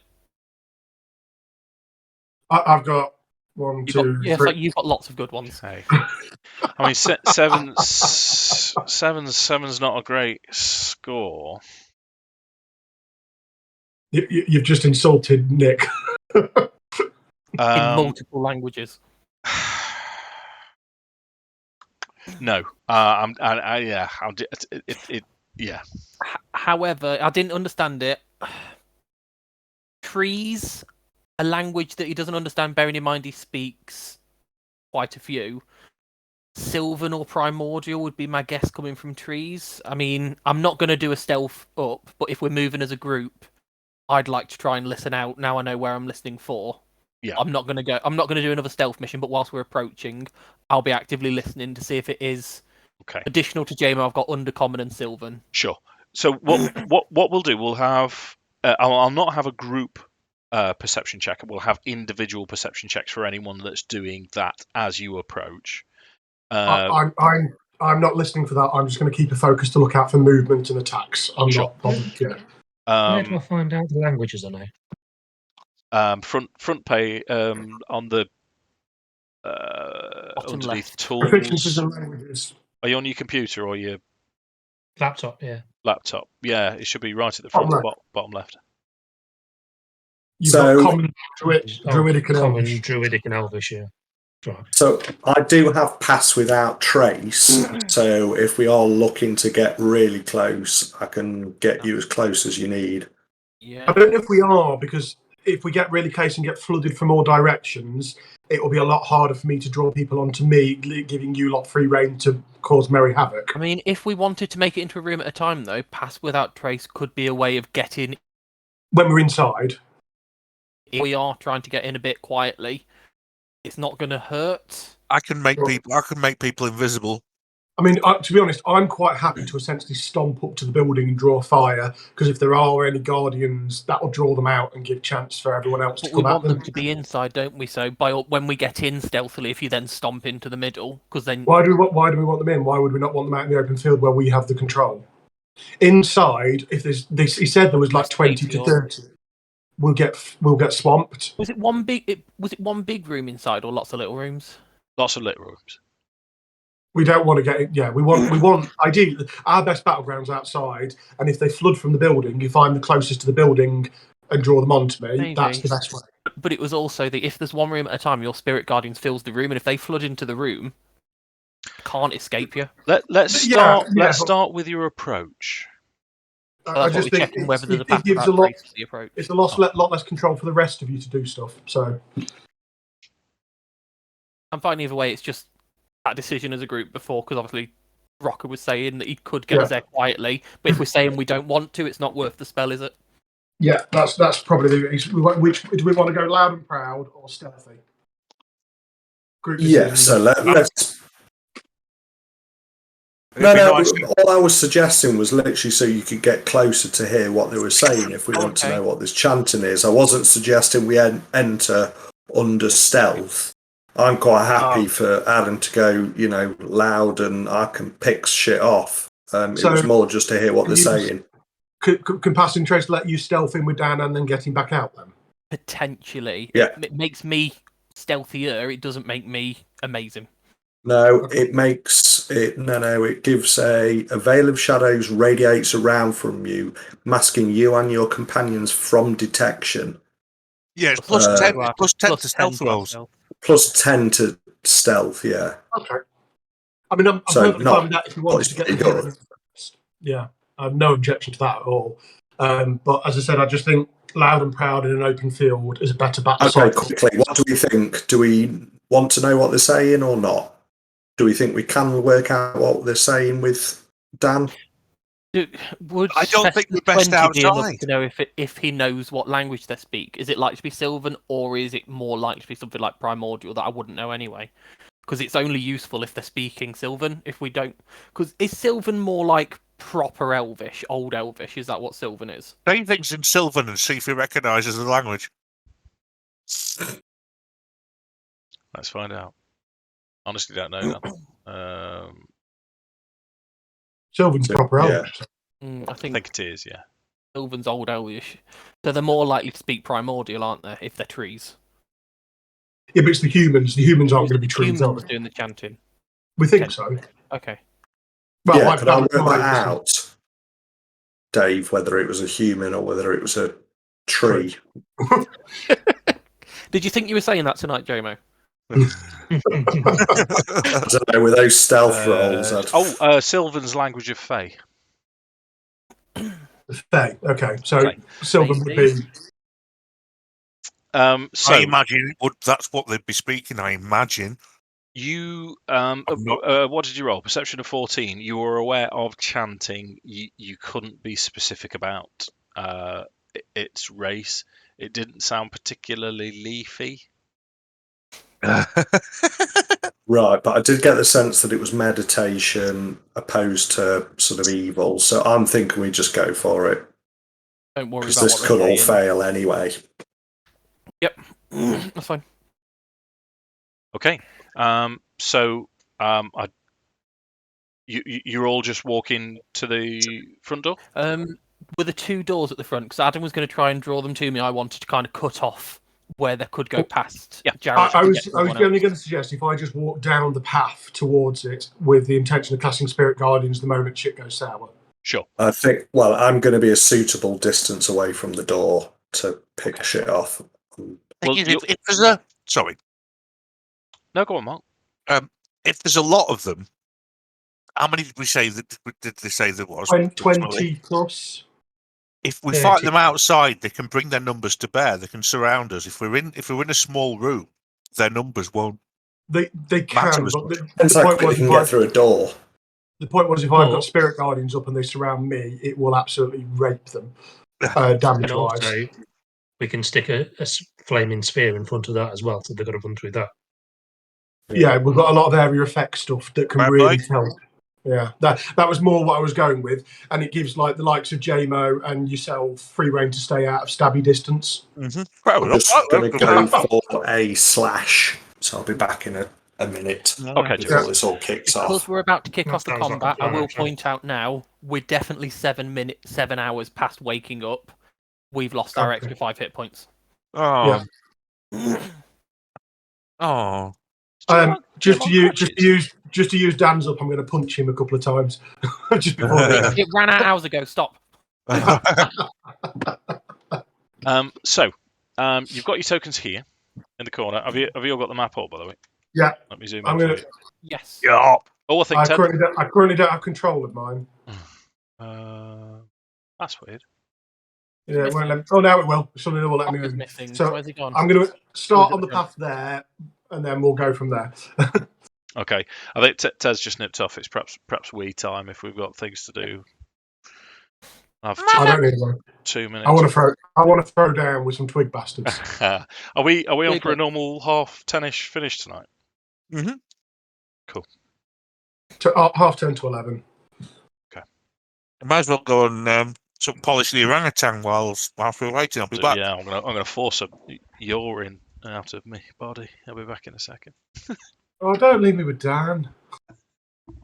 You guys. But we can't have completely private conversations even with the two of us because it goes out to the world. And also, we don't know if any of them have still got headphones on and walked off with. I mean, if we can hear one of them pissing. I can have my headphones on and turn my mic off when I want to use it. Which really confused me the first time I did it because I turned the mic off without realising. It's literally a flip mic when it's down, it's on, and when you flick it up, it goes off. Well, I got lots of use out of that aid. Well, if you will give people aids when they don't ask for it. Take my aid. Can't imagine if there's 20 plus things, they're going to be individually tough. It's going to be like a zombie horde. I've never.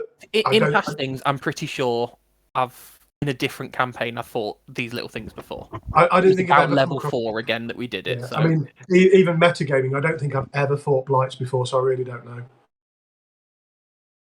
You're Yeah, metagaming it, are you? No, we're just discussing out of game. Have we encountered these things before?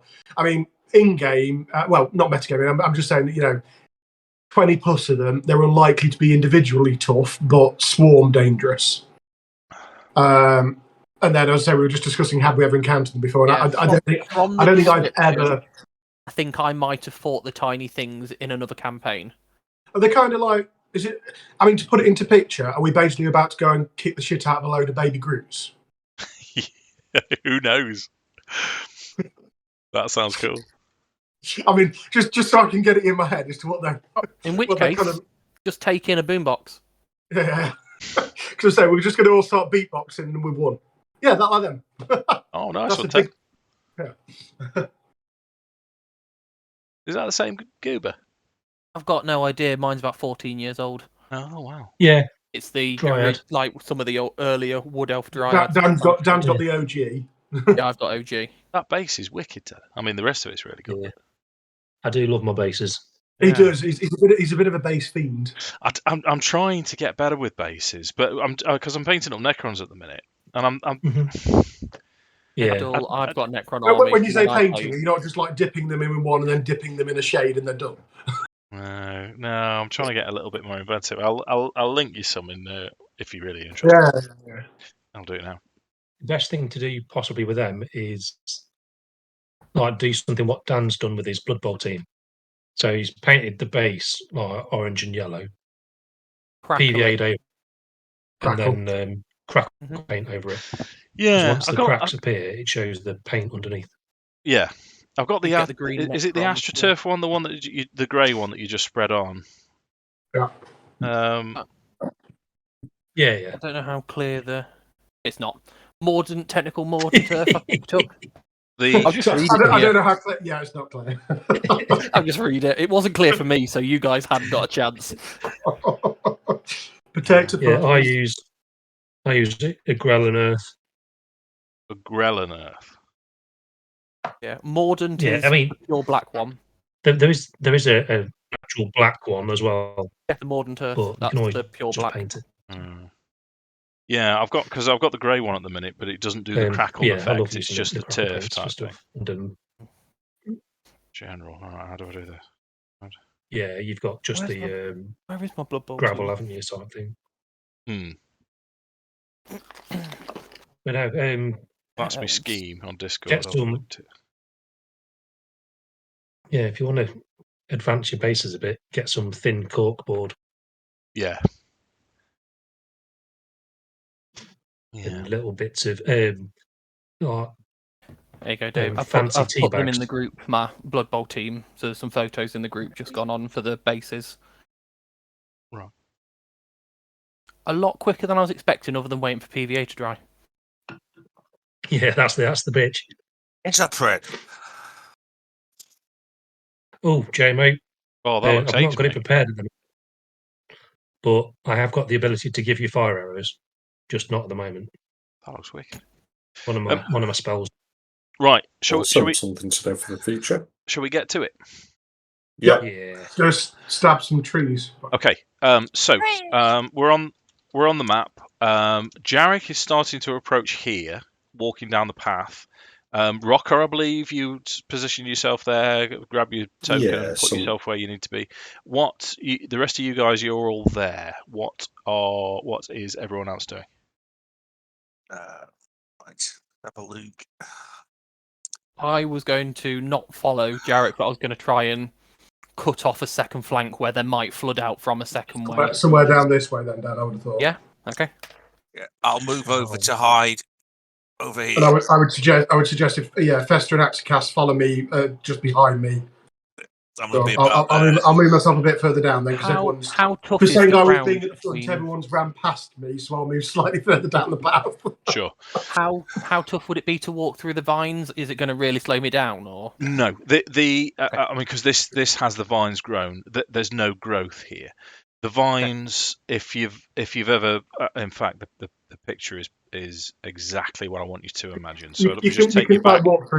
So the vines are cut short as if they're at the end of a season, ready for the new growth.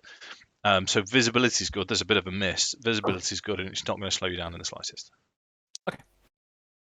However, I've kind of lost you now. I might have to put halos on you. Hold up. We did Halo! Oh, I'm sure Jarek will be activating a 15-foot halo very soon. Do you want blue? I'll turn you blue. There you go. 1, 2, 3, 4, 5. Okay, let's have let's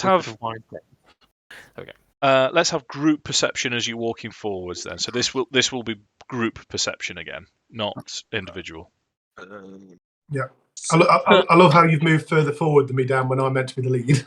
I didn't know where you were. I don't even know what I am.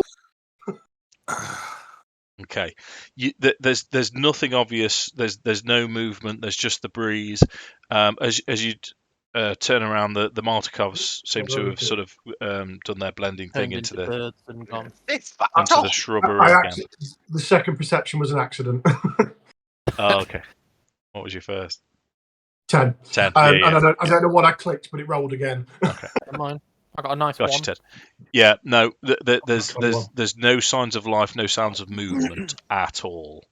Jarek continues forwards. Everyone else keeping up with him? Mm-hmm. Yeah. So I've not got the map.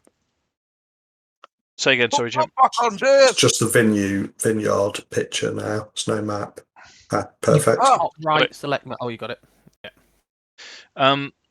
So I'm going to put you up to this courtyard area if you want to make your way into there. Where would everyone be Where do you signal to where you want me, Jarek? I'm watching for hand signals of where to stand. Other side of the fence where you are. Just one square back over the fence. Just you've got the fence as your defence. Don't need The fence. Fence as defense. Nice, like it. And Rokkr, you're holding position. So Yes, can I walk up and so. knock 3 times? As Carry on. as Jarek enters the main courtyard and everyone starts to move forwards, in fact, as you're in the position that you're in, all of you hear a rustle of dead vines. And it's coming from the periphery of the vineyard. And what you see is that what was vines twist, crack, and then all of a sudden arms shoot out, and then now then, the spacing of this is going to be slightly different. Oh dear. Adam, you're no longer at the front. From all around you, creatures rise. They turn themselves from these vines into walking humanoid plant-type creatures. Specifically, the plant-type creatures with the spines. Specifically, what Ted's got in his hand. With Not the little ones. Not the little ones. These are a little bit taller than that, and they have spiny, protruding parts all over their body and the ends of their fingers. The ones that throw. Potentially. You don't want to be hugged by them. They are all, give or take, 120 feet away from you, and as they emerge, they instantly start to move forwards. Let's roll initiative. We'll ask the question as to whether I get it. Yeah, I'd have to wait till my turn, wouldn't I, for any form of reaction to that, wouldn't I?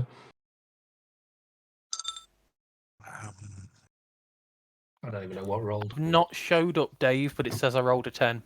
Okay, dude. No problem. Look at me with me roll. Check me out. So did I roll 22? Do I get pluses for me? Something. Dexterity.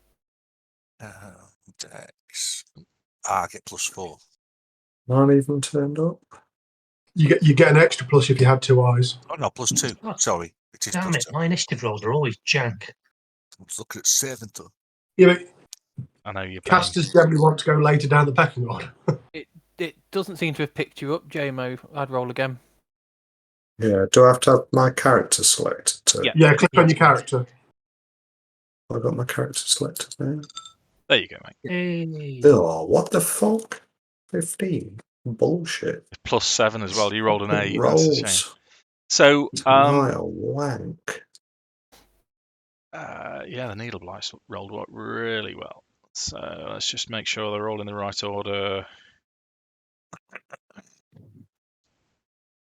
Yes, because I rolled for Nick. Okay, so you all see these needle blights creak, crack, and come to life and start shambling towards you. The other thing that you notice, and you'll know this because Festa's telling you as well, but yeah, they're very much preparing to throw what Down. amounts to a vast quantity of sharp needle type projectiles towards you.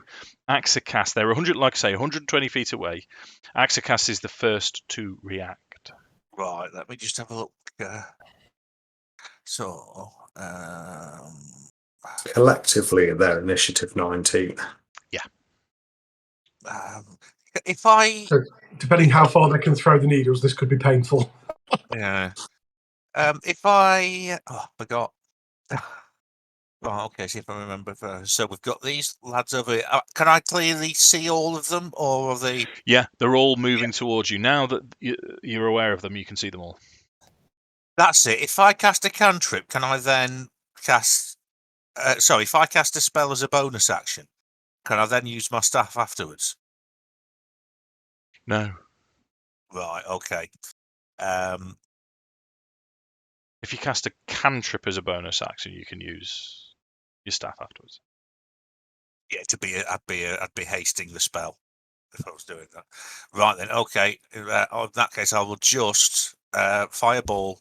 How do I do this? Get the screen to ping? Which Spacebar. group are you nuking? Right, I'm there. So it's going to be the ones that are straight in front of me. Straight north of me is the group I'm These going ones. for. Yeah. How do you do that again, I Dave? didn't even Spacebar. see that group. Spacebar. Right, yeah. Oh This God, group. there's more. I didn't. Yeah, I hadn't Right. seen that lot.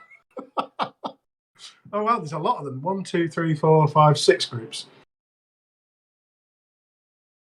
Well, potential Raven dude said there was 20. This is 30. No, he said 30. No, he said 20 or more.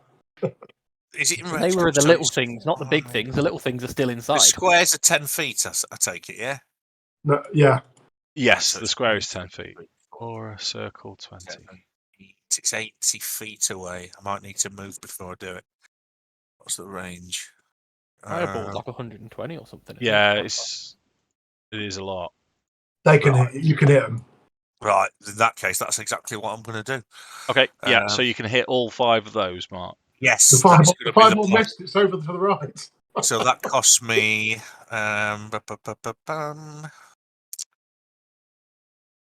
One, It's The a level fireball has 4, missed. isn't it? Fireball. 3. Is it? Level 3.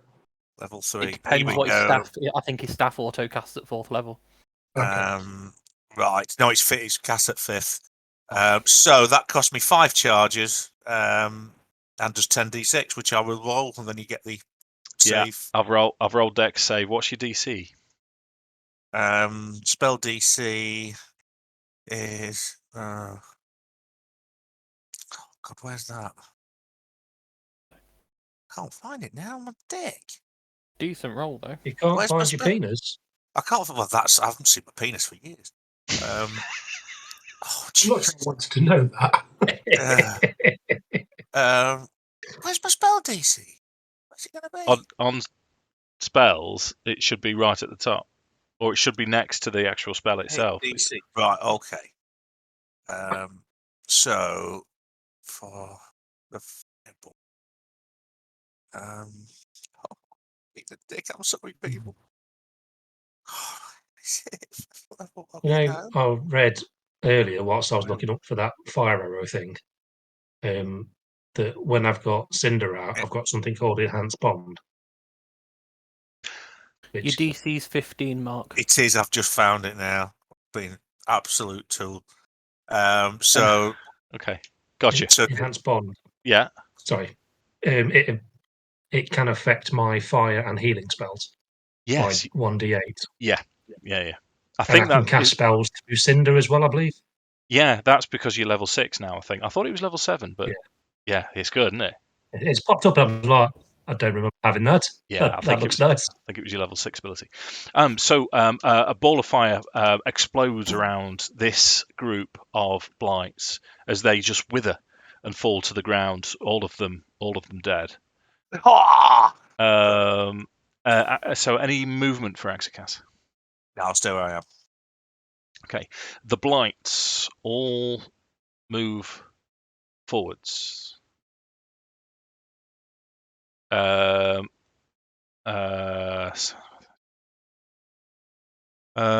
that takes us to 9 to 60. Let me just do some real quick maths there. Speed is You said 20. quick maths, yeah? Yeah, I know. Quick math. Quick maths. So where I'm going to put them now is exactly where they run to.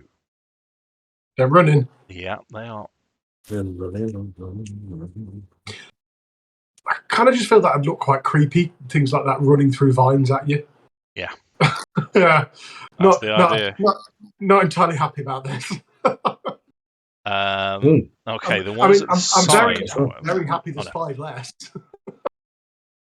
55. Okay, because I couldn't quite figure out the map before, these ones at the side run to this position, so they're no closer to you. They've run from further around the field. That's their movement. But as they're shambling, as they're sort of running forwards, you can see that these spines, especially on their hands, they're sort of the spines are growing, and they're all of them. There's 25 of them left now. Look as if they're going to launch these projectiles towards you all. Sorry, Dave. As a bonus action, can I, if I haste a cantrip, can I use that? Yeah. In that case, what I'm going to do, just in case, is I'm going to spend. Sorry, people, again, being a knob. Inventory features traits. So to speed it up, I need to spend 2 sorcery points to change its cast time from 1 action to 1 bonus action, and cast spells. Jesus Christ! Blade Ward on myself. Okay. Which. Until the end of my next turn, I've got resistance against bludgeoning, piercing, slashing damage. Okay. That's the Needleblights' turn. That takes us to Rokkr.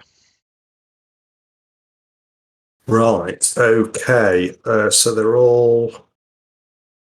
Who's the closest to me? What's that distance? About 50 foot, is it? They're all 60. They're all 60-ish feet away from you now. Right. Shit, where those other lads come from? I've just noticed the small lads over there.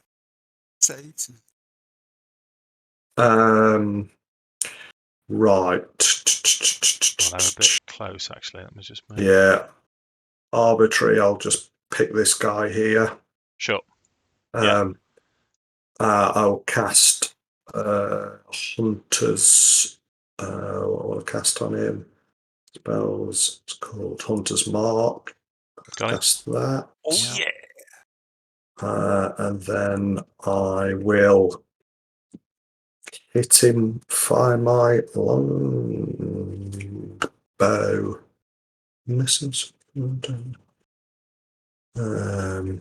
So that's under actions, longbow. Fuck's sake. 15. 15 hits. Is that a hit? Yeah. That's it. Awesome. Let's have some doom. For 11 plus, what do I get? Plus, I get Dread Ambush, I get 1d. No, that's at the end, isn't it? The 1d8. Got 1 additional weapon attack there, right? So that's the next one. So 11. Yeah, do 11. You got your Hunter's No, Mark. plus my Hunter's Mark. Yeah. D6. D6.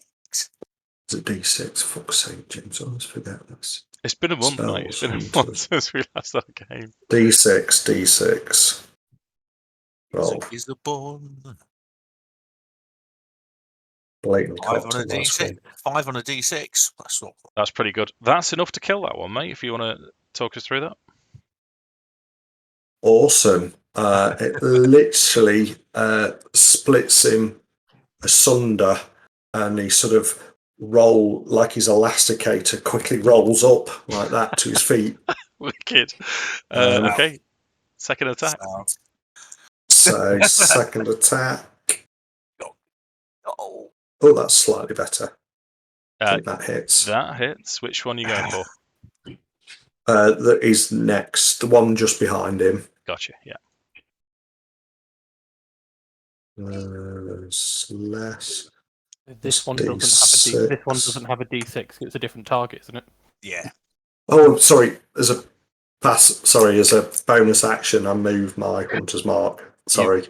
You've used your bonus action. You only get 1 bonus action a turn, so you've cast it with a bonus action. I've cast it, right. Apologies, so I don't get the D6. I get 5 on that, but my third attack, I get my +8 on, don't I? You do. So that arrow, your second arrow, thunks into the chest of this blight, doesn't take it down, and as it continues forwards. But you do get your Dread Ambusher attack on him. Can I change my target? If you wish.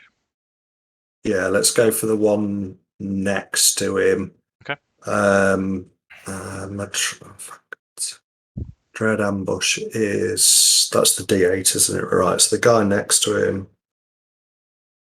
Fucking hell. 13. Yeah, 13 hits. Hit on a 4, mate. So 6 plus d8. Sorry, 12 plus d8 is 14. 14, Okay. yes. Obliterates that one if you want to talk as that one. So again, it's almost like they're those seeds that you touch and they just instantly fire out and curl back in on themselves as quickly as the arrow pierces him. He just goes and springs up. Wicked. He got down. Any movement? I don't know that I can move to any particular direction that would serve me well, so I think no. So what are they moving? About 40 a turn, are they? They covered a good deal of distance. They looked like they were running, and they charged about 60 feet, so they've probably got a movement similar to yours, about 30. All right, so They're about 60 feet away from you. So they could charge at me, couldn't they? So step back, so I am more than 60 feet. Yeah. Sure. Next up. Okay. Hex, this one. Got it. Have them, Nick. Using strength. Okay. Firing 2 Eldritch Blasts. Yep. First one at the heavily damaged one over here. Nice. So Eldritch Blast. Then the one at him. That should hit. Certainly should. Yeah. 4 damage. Okay, that's that one dead then, mate. Okay. And then the one that's hexed, my second beam goes towards. Wicked. 14. 14 hits. Okay, and then it's a d10 plus a d6 for the hex. 12. Brilliant. Takes it down. So And both of then- them, how do they die? 2 full moons burst out into the chest of them and straight through the other side. Wicked. And then I'm going to move 30 feet to kind of interpose myself still between these 2 groups so that I'm still the target, but Yeah. get a bit closer. Cool. That's my turn, and I'm concentrating on Hex. Okay. Thanks, Dan. Concentration. And Jim's concentrating as well, isn't he? Hoorah. You are. That takes us to Jarek. So 5, 10, was it 30? There. So it doesn't feel very far in a big field, does it? As I kind of power past the group, I basically kind of call out to help clear Nick's flank, as it were, while chanting, and I will cast. I'm going to go with Armour of Faith on myself because I'm not getting anywhere near them this turn. So I'm hitting myself with Armour of Faith. Shield of Faith, sorry. It used to be Armour of Faith? Or is that I'm sure it used to be Armour of Faith, anyway. Either way. That's concentration as well, dude, isn't it? Yeah, it is concentration. Yeah. I think. Yeah, concentration. So I'm at +2 AC for the duration. Similar to when I previously cast it, when I glow white, the only difference is this time my eyes now burn with the fire of the sin. Okay. Wicked. In it all. Yeah. That's my entire turn. So yeah, literally just bellow at those guys to protect that flank and walk forward, drawing a lot of attention to myself. Okay. Out of the field. Did you I'm want like a bit of a beacon now. Yeah. That feels like a roll to me. Possibly, I mean, you're putting yourself well in the way. You know what? Yeah, you're in the way. I wasn't expecting a roll for them. It was more the direction was more for the other guys to help clear the other flank first. Yeah. I mean, Akxikas has made this job a lot easier killing that lot. I'll say I'm going to save charges for now, but if things get worse, I'll drop another one. So Yeah. Festus up. Yo. So. Oh, you can have fun here. These. Did you only get rid of one, Dan? Was there still Yeah. 4 north of you? Yeah. Just 1, 2. Yeah, there's 4 straight in front of you, Ted. And And then 5 to the You want about here? southeast. Yeah. 4, 5 down here, but yeah, 4 where Right. you're pointing. Are you going into those 4? Do you If want they're me not to there try and- anymore, I'll go into the other ones. Well, I was just thinking that they were closer to you. That was all. Yeah, that's you where can I get was to them. heading. But if they're not there, I'll turn round.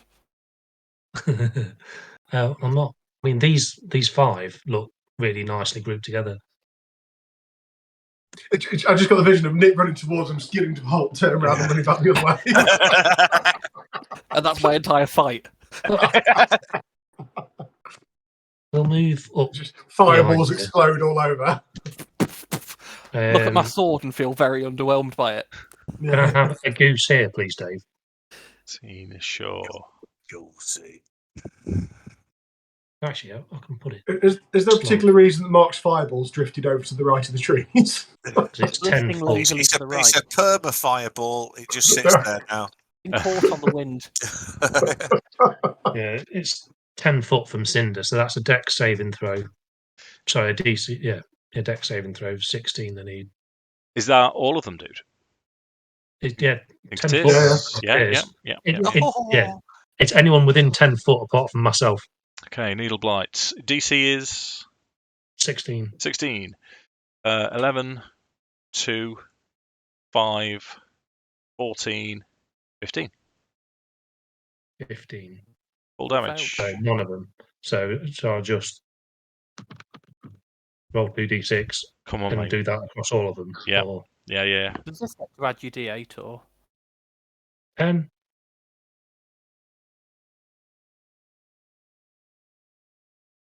No, because it's. Oh, I don't know. No, it's stuff I do.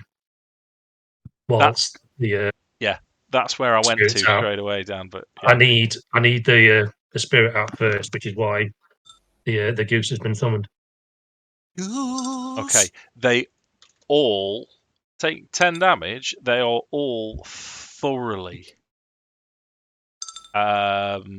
damaged. Pissed off. They're yeah. Oh, they're a bit wilted. Not A bit wilted.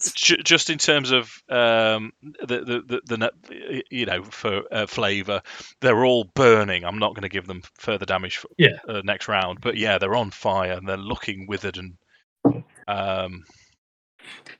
More of that, please, sir. on the last next. That's a bonus action as well, isn't it?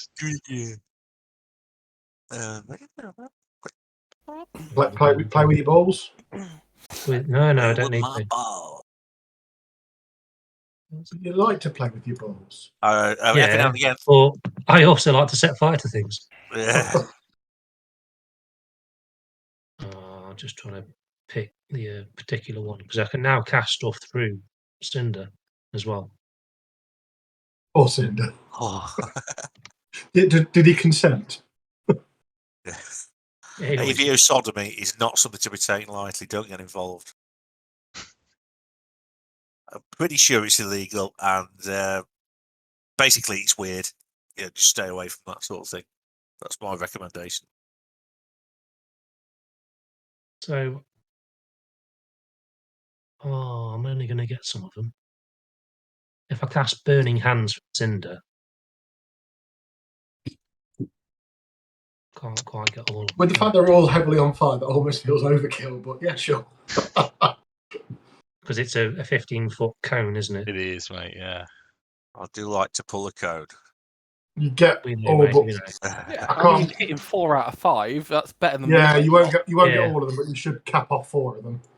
Yeah, that's what I was thinking. So probably the top one will get away. Yeah. So that one. Okay, roll your damage.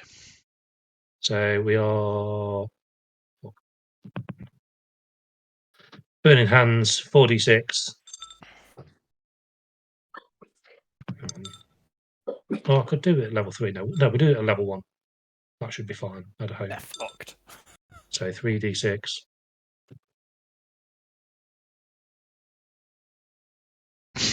14. Do I need to add a +8? Oh, no, I don't. I don't.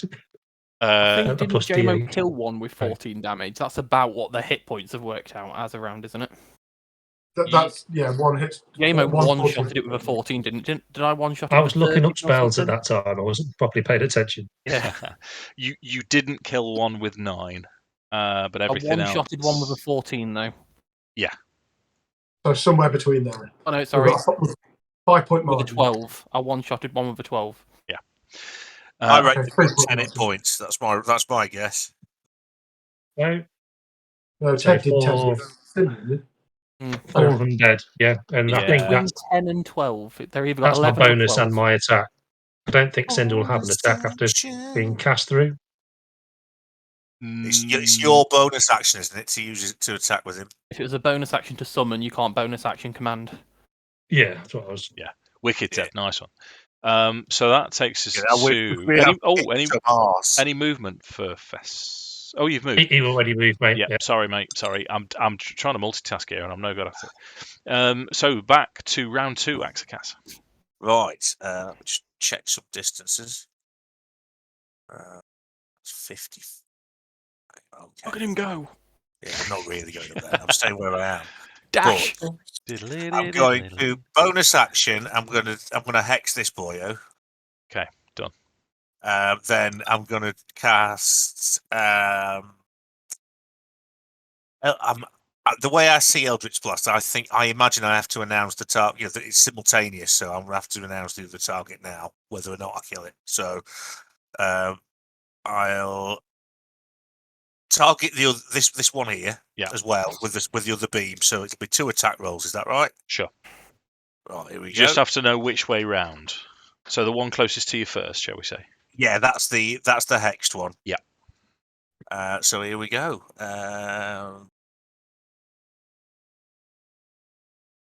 21. 21 hits.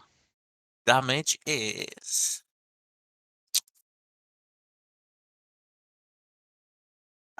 plus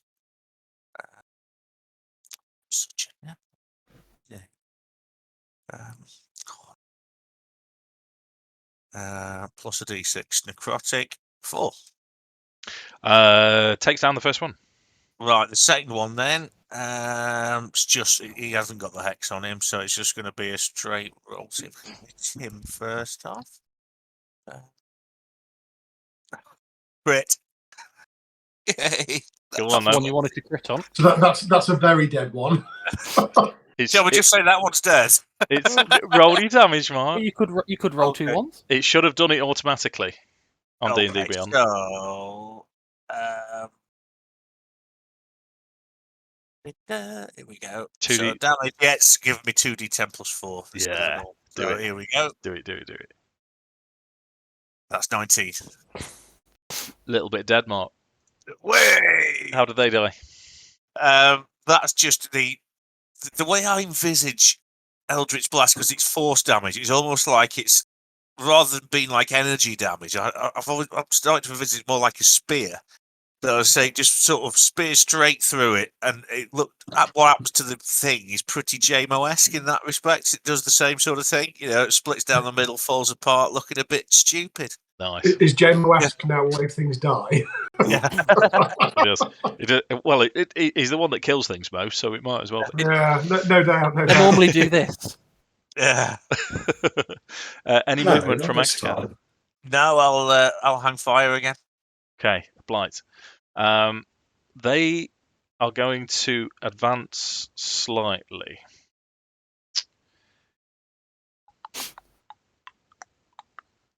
Are they going to advance slightly? Yeah.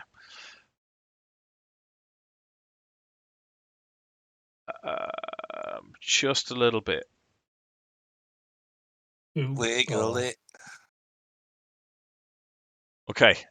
1, 2, Just quickly hoover the roof as it's not my go for it. Just a bad 10. No, I've got 10 shots at Jarek first. Right, let's do this pretty quick then. What's your AC, dude? 20. Okay. Not How many 22, attacks did I say? Shield of Faith. 15. Right? Shield of Faith, you got 22, haven't you? No, I'm 18 standard, aren't I? Got a shield, haven't you? Are you in plate? No, you're not in plate. No, I haven't got a plate. My mistake. So 20 to hit. 20. Flat 20. Miss. That's 22 to hit. 4 damage. So damage, and it's not magical, is it? No. So damage just 1 then. One. It's piercing, yeah. 19. Hang on, I need a concentration check on the first damage, don't I? Okay, wicked. I'm good. Okay. The fifth one, 22 to hit. 11 damage. 11? That's more 11. than 4. Stop it, Dave. It's another con save. Yeah. Passed. 12, 18, 21. 5 damage. Damn it. 7. Yeah, con save on that one. Passed. 16, 13, 15, 11, 16, 12, 10. Yeah, nice. Yeah, chill out, Luke. And then I'll be your tank, baby. I'm gonna Warhammer Quest this. I'm gonna have 2 at Fester and 2 at Nick. Oh, one of them all. So Fester first, Mr. Cooper. Yeah. 21 to hit. That's more than likely going to be enough. Yeah, and 11 damage. All right. Second one, 12. No, To Nick. just 11 damage then. Yeah, natural 1 and 15, both miss. 119. Okay, and then a claw attack as it rakes Cinder. 14 to hit Cinder. No, I don't think so. Sure. Cinder's 16. Oh no, it might be 13 thinking about it.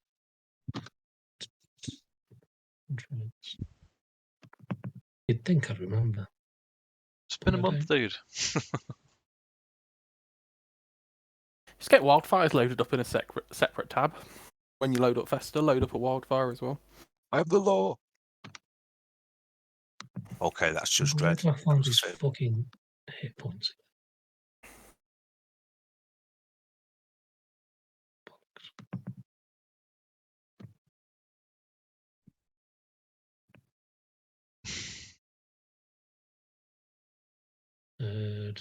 Arm class 13. Okay, hits 6 damage against Cinder. Okay. That's their turn. So what you guys see now, especially from the west towards Jarek, is a hail. How I like to envisage these is not just one shot, but how it appears is from each of them, from each of their fingers, 5 of these darts. So it's similar to how I'd like you to think of it is Philosopher's Stone. The bit where they're trying to get through the door and the keys. Yeah, So the key what is you're slamming basically into saying the is I door. now resemble a porcupine. Jarrett got hit by 60 of these. Yeah. Yeah. So And all he's still walking. on He his just shield, turns on his back armor. round. Yeah. Hercules scene. He's got a J in arrows. Just I'm now half Jarek, half stick.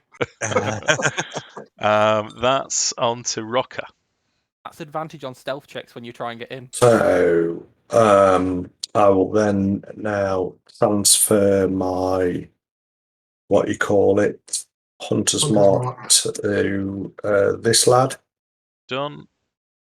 And right, let's do some hitting. So Your mama, she smells so that bad. definitely hits. Yeah. And then plus D6.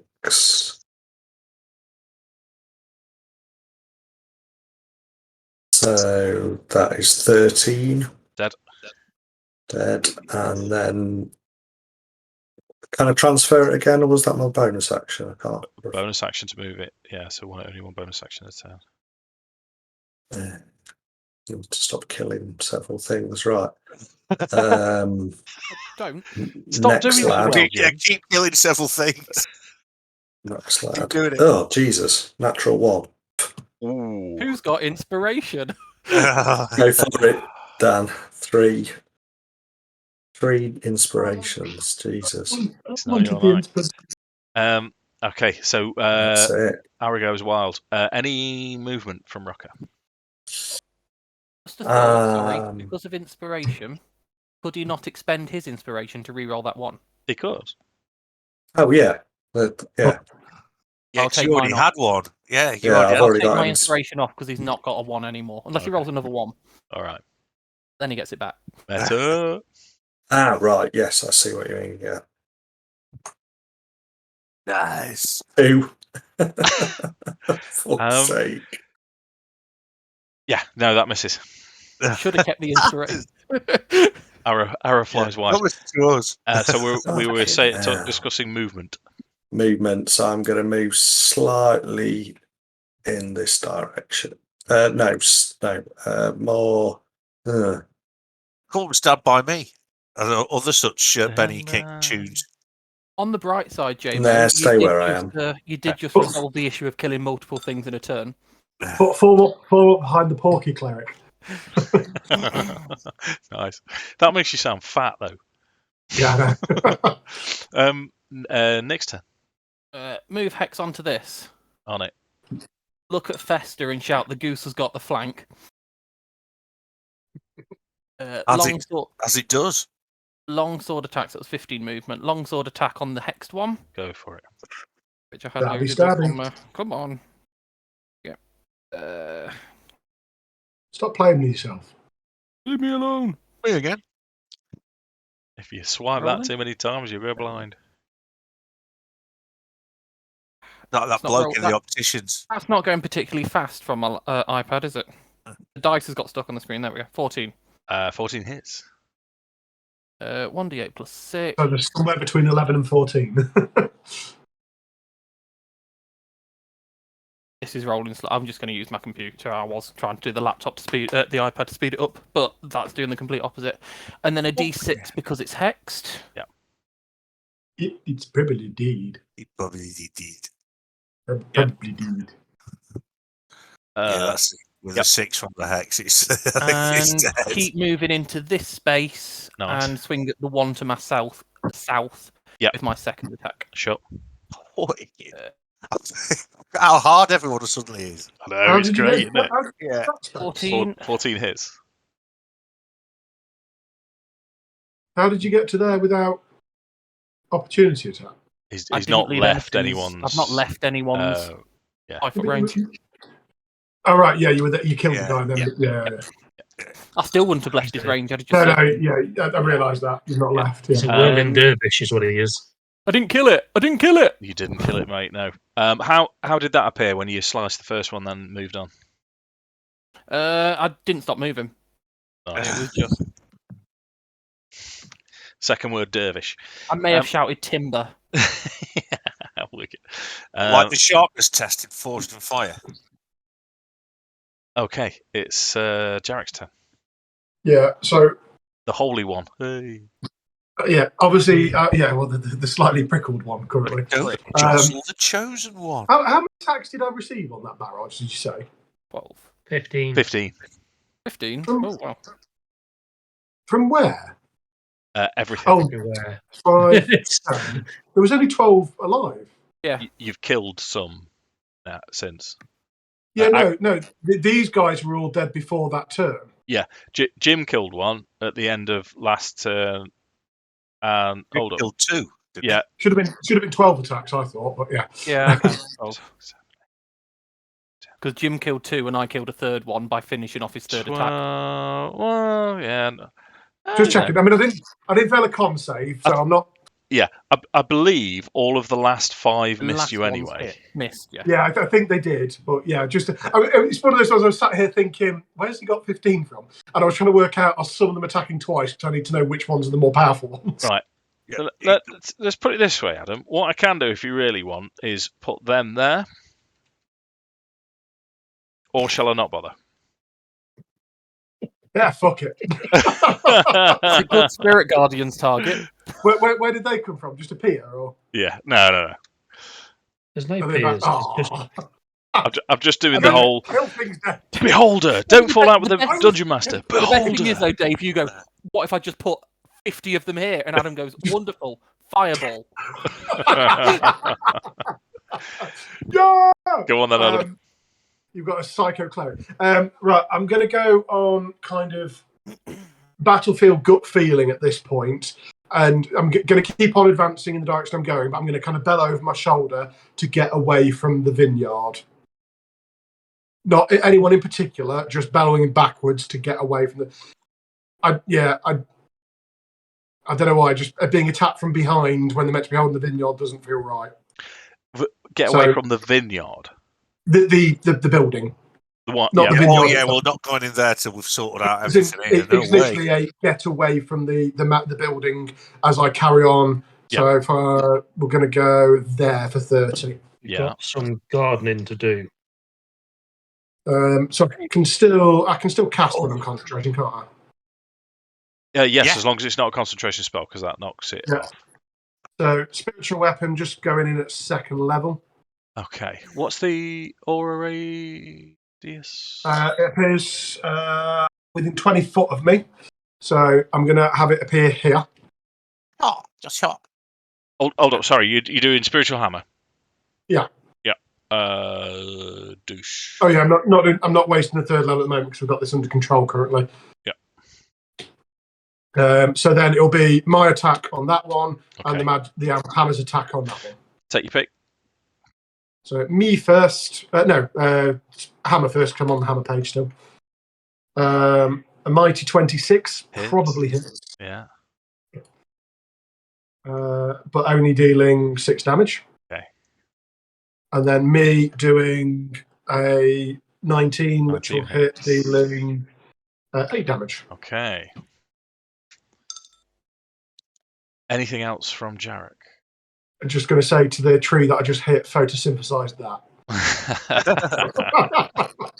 Oh, nice. Festa's up. Yo. Well, I'm pretty sure Jarek would not know what photosynthesis is. Right. So, I've done it again. You just shouted prototype this. So, Prototype! Cinder's going to teleport over here. Okay. So that's a deck save for your lad there, please. I'm going to tell you it. Well, I'm going to tell you it fails. Roll your damage. Oh, I need to find it. I think it was 1d6 plus 3 before I even bother looking for it. So we'll just. It's at least 5. It's 5. Yeah. Yeah. So that one crumbles to the floor, dead. Marvelous. So that leaves me free to hopefully. Can I throw stuff at Dan's head at the things he's engaged with? Can you throw stuff at Dan's head? Yes. Past it. Yes. Past it. Yes, you can, mate. You can. And so in other words, I can do ranged attacks on stuff in range and spells into combat. Yeah.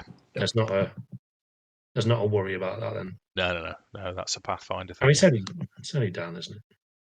It's only Dan. It's fine. Hopefully not. So we're going to have That's some one of my scorching hopes rays for all going off. time. Okay. So I've got 3 scorching rays to play with.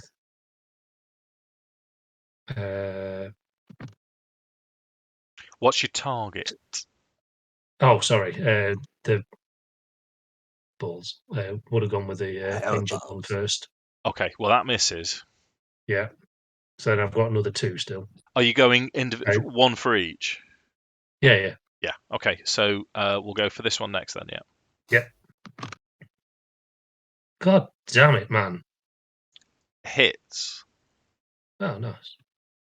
Scorching ray. You can do 8 Oh, of course, yeah. Cinder's in play. It's a fire spell. 12. Yes, that's Yeah. enough. Yeah. So then the other one to the right that's full. Yep. With the last one. That extra D8 is only once. Is it?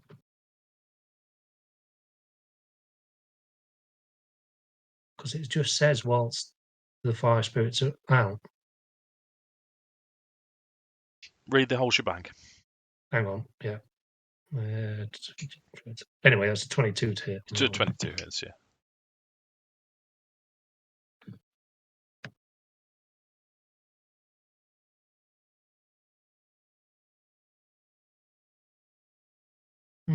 Possibly. So Doesn't whenever say you once per cast a turn, spell that yeah. deals fire damage or restores hit points while your wildfire spirit is summoned, roll a d8 and you gain a bonus equal to the number rolled to 1 damage or healing roll. One spell. damage of that, so one of your beams, yeah. In addition, when you cast a spell with a range other than self, the spell can originate from me or Cinder. Cool. So yeah, so I couldn't do it for every single bolt, but next Jeff or turn I Barry? can do it again for something. Yeah. So damage for the last one. Where are we?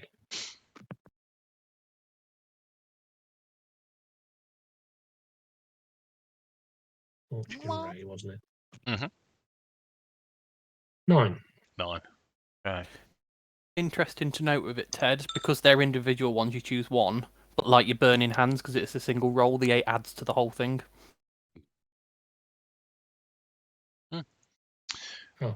Any movement from Festa?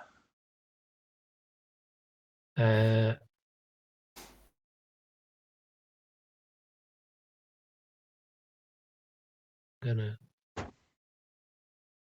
wander over this way, I think. Okay. That takes us to round 3. Right. I'll get on the top of that boulder. I'm going to stop you for 1 second, Mark. Oh. From the building. Oh. Yeah, well in, Yoth. Knew it. What you see from Rokkr would sense it from behind him.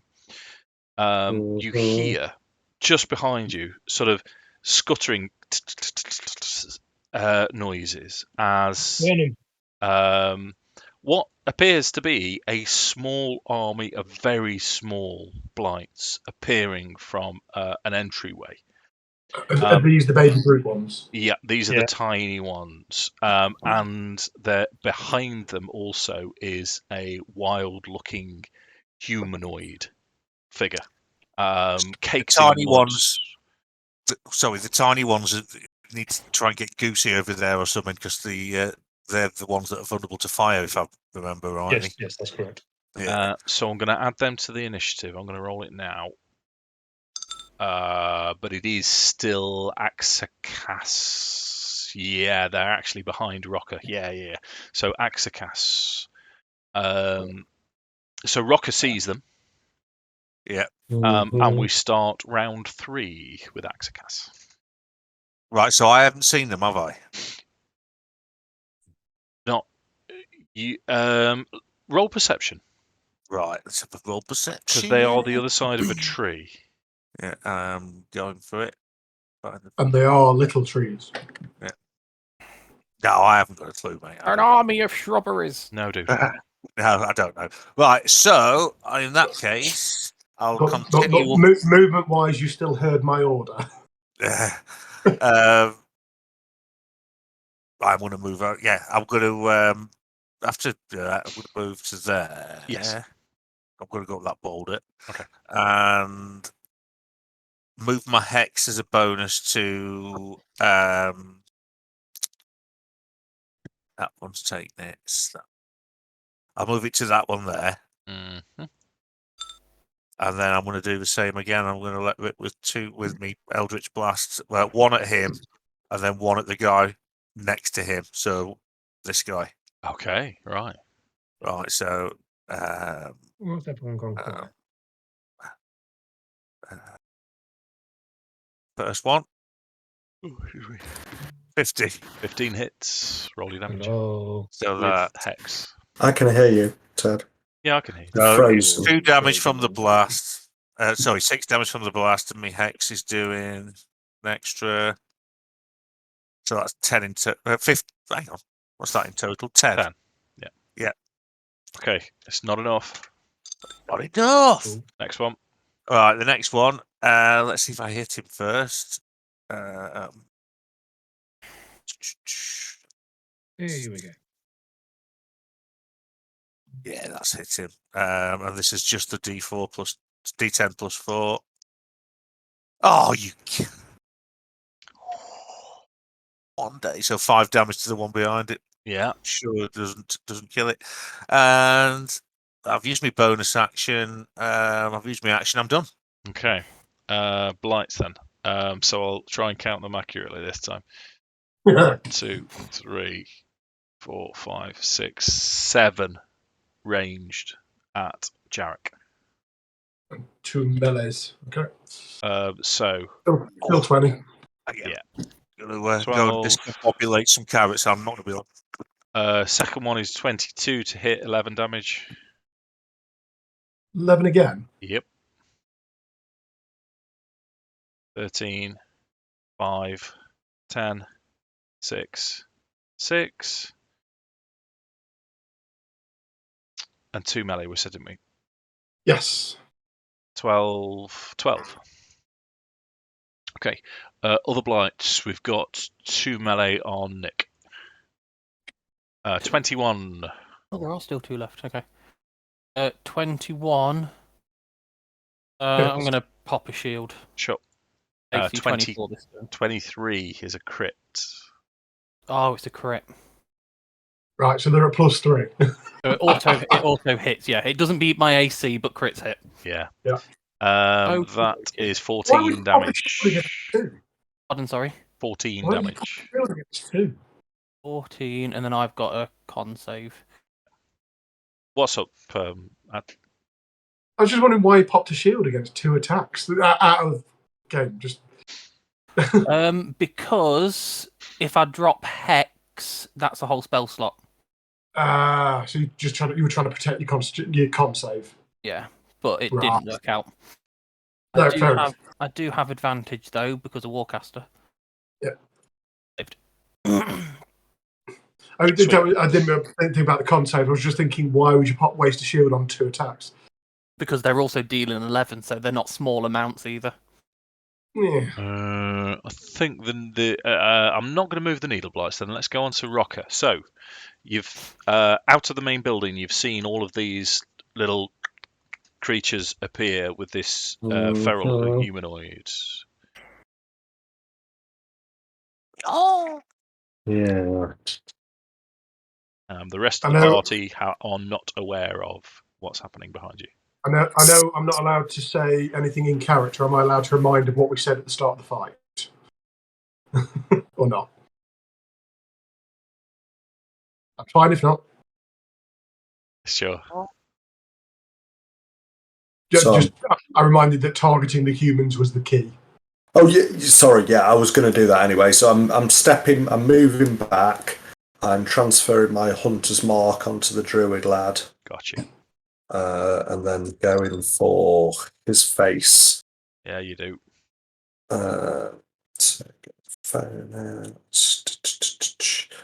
Come on. Now Rocker's next to me, Dave. I assume I'll see that he's Firing doing something backwards. opposite way. Yeah. So I'll be aware of. It's when the range runs past you firing the other direction, you've got questions. Yeah, it's like 24 hits. I'm suspecting he might be shooting at something. Why Ooh, has 8. Rokkr opened fire on the house? The house is an animated It's house. a warehouse. Oh god, it's a warehouse. The house is a mimic. Whole house. Boom. 20 damage. Max damage.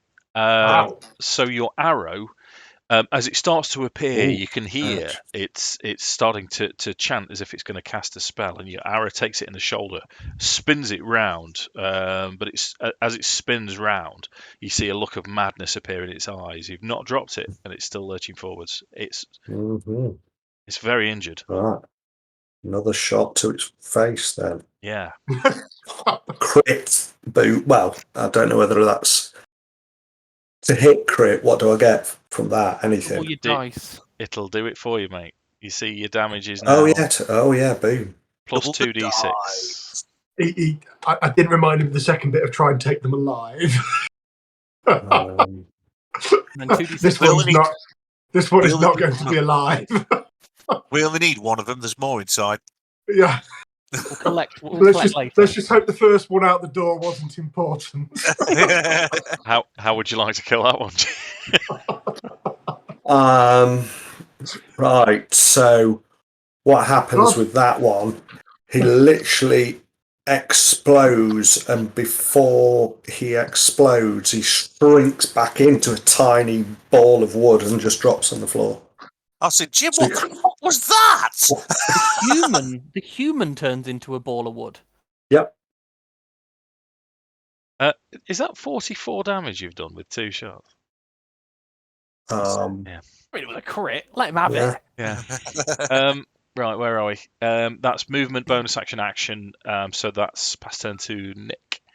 So much for prisoners. I'm assuming I realise that there's now things coming out the door. Yeah. Okay. Shit. Twiglets. I'm going to take a swing at the 2 things next to me. Okay. I'd really like some twiglets right now. So one to the Them for south. years. I'm not moving hex. I'm not using my bonus action. Okay. The one to my south. Yep. 13. 13 hits. Okay, I've got to clear each time. 10 damage. Dead. One to my north. Yeah. Definitely. Yeah. 2. Yeah, it's dead. Okay. So Jarek was meant to be the funnel for these. He's a bit busy. I believe I can go get 60 to there using my bonus action to do the phase step. Yeah. So from just before you phase step, from behind as you swing, there's a small army of these things. There aren't 4. They're all stacking on top of each other. There's at first glance about 20 plus of them. So as I teleport into it and see them all stacking up, I go, Jarek! So is he just bellowed Jarek from the doorway? Yep. Sounds like it. Because I was 30 feet away and then I teleported in and that's when I found them and I'd used all my movement. So here I am! Morning! So the question I have for you, Dad, is can you take a fireball? Can you make it miss me? There you go. Damn it. Was my answer. Not great, not well. I don't recommend a fireball right now. I don't think we quite big. What you mean? You don't recommend a fireball to kill 20 things to save Dan? Well, if it kills Dan, it's sort of defeated the object. But I suppose it'd kill everything else as well. In fact, we can resurrect Dan. Yeah, we can let him in. I mean, we can't resurrect him. Okay. They all swarm around Nick. I mean, he might be down on the ground anyway shortly, Mark, so the fireball's a new point. Right. That's 24 attacks coming at you, mate. Okay. I imagine I'm using shield at some point. My AC's 19. Unless it takes until the last one to beat it, probably a shield coming in. Well, are we ready? Depends how much the first one's damage is. 9, 5, 6, 12, 20. That's quite early on. Shield. My AC's 24 for the rest of them. Okay. 14, 20, 7, 21, 6, 13, 14, 17, 14, 20. Come on, Dan. 17, 8, 15, 9, 7. So that's 4 left. I had natural 1, 20, 14, 12. No natural 20s. After all of that, once again, I go, Jarek! Right. Have you got any okay. any fire abilities? So I will kind of. I can hear him bellowing. I can hear him bellowing, and obviously I'm engaged, but I'll be able to glance over my shoulder and see he's. I can't see Nick for a pile of twigs. There's a lot of twigs, man. What you can see, if I may, is they're swarming him. You can't see Nick. You can see a Nick-shaped mass of twigs as they're all over him, but none of them have managed to Nick, actually. have you got penetrate shadow his step? armor. He's used it. Oh, we got 3. I've got 3.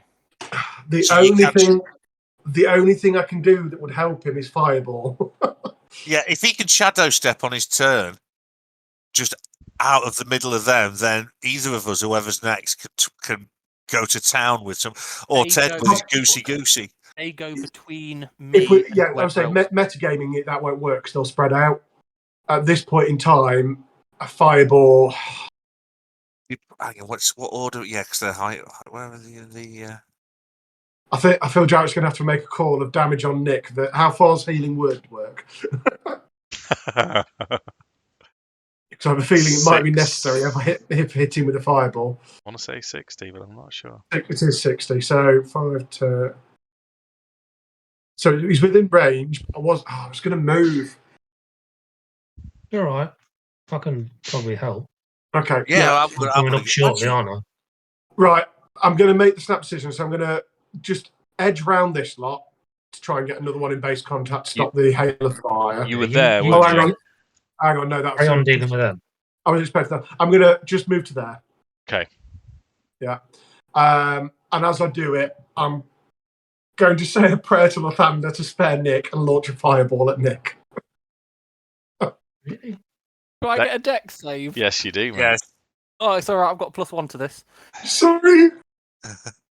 Oh, and I've not got inspiration because JMO re-rolled that one. No! I'm so sorry. That's a fail. That's a fail. Oh, What? God. I mean, if it makes you feel better, I'm fairly confident this is killing all the stick things. I hope so. Don't roll too well. I don't think you need it. This is the only time ever you want a low fireball. Come on, low fireball. This is I mean, we know the other guys went down somewhere between, 10 and 15? These are smaller. If this So is how I don't. die. Right. I want to roll all ones. Well, not all ones. 30 damage. Could have been worse. Could have been worse. Only 1-1. Right. What I'm going to do, I'm just going to move your token for a second. We know where your token was. There's clues. Yeah, that hole in the middle. Okay. Do you want to talk us through? Yeah, Talking through that. As Jarek kind of steps to the left to get further into the melee, he almost, with pain on his face, launches the fireball directly at Nick, which just blasts the twigs clean away from him in all directions. So there's just flaming cinders all around, and probably knocks Nick to his knees briefly as he's kind of burning and on fire. Is he in a small crater? Yeah. I've kept my concentration just. Only just. That's so close. So Sorry, the Nick. Druid's dead. Let's take him out of initiative. Remove. What was that? So Fester's up. I mean, I did say stay away from the house. Go on, Ted. I can't be clear. Just, I'm not entirely sure why that wasn't left for me to deal with, but Because you shouted my name. I I was expecting the Spirit Guardian plan. They'd all been, and How I was was I going coming to next. Spirit Guardians on you from there? It just seems like a waste. What's to play with? Penis. No, I don't want to play with penis. No, the new. No, not live on Yeah, Discord Yeah. that we played.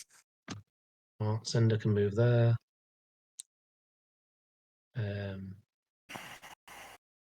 That's a mace, and you've got 3 dickheads up there. So Yeah. Oh, I've got my bonus action. Oh, well. there's randomly one there. Yeah, Yes. there is randomly one over there still. Yeah. Roll, Yeah, I was roll just your And then roll your attack at him. Yeah, just finish off that injured one. Yeah. Yeah. Go on, What? Ted. Or attempt. Yeah. 15. I assume that kills it at 12. Yeah. Yeah. It got down. Is that only? There's only 2 left up there, isn't there? Mhm. Yeah, I'm thinning this lot out. All right. I can do the same. Always nice to know what I've got to deal with whilst I'm trying to deal with stuff.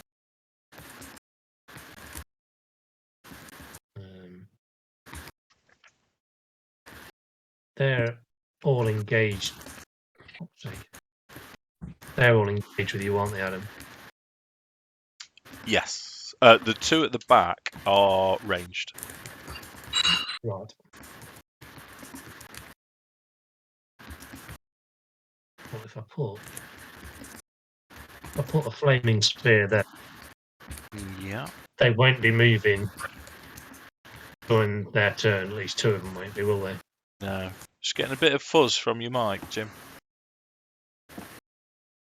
What's the radius? It's 5 foot. 5. Right. It's a 5-foot spear, and then anything 5 foot around it, so it won't be touching. Right. Okay. What I'll That's do. why I was. I'll just double check. I'm sure that I'm right on that. Yeah. So I was looking at it it's earlier. the space that it's in, isn't it? Basically. It spaces it in, and then everything that's touching that space, basically. Yeah. Yeah. Let's give you that then. Yeah, because you can force it into someone as well, can't you? Yeah, I can move it around. Force it into me. No, I don't like the sound of that. It's where it's if they end next to it that they take the damage. That's why I wanted the ones that Gotcha. Wicked. actually. So they're going before Adam, aren't they? Oh. Yeah. Right. So that means they'll. Yeah, because there's no point in being there just sat being a flaming ball of fun if he can kill them before even anything happens. Mm. But then I can just randomly move it around, I suppose. Is it That's- bonus action because that's taken away from Cinder, isn't it? Yeah, well, Cinder's not really doing much. Okay, gotcha. He was going to, but someone fireballed Dan instead. Right. There was some fireball you've done. I remember Like that. a candle. Is that the do everything? Yeah, I believe so. Okay. So it's round 4 as the fireball is launched and it explodes from a door over here.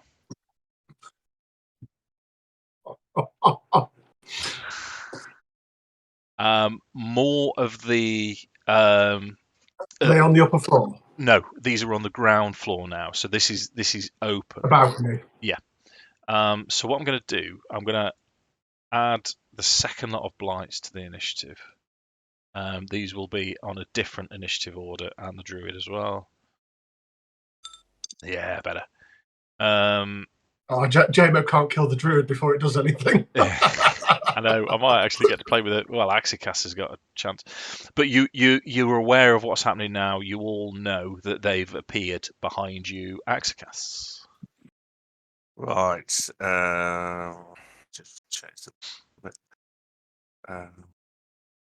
So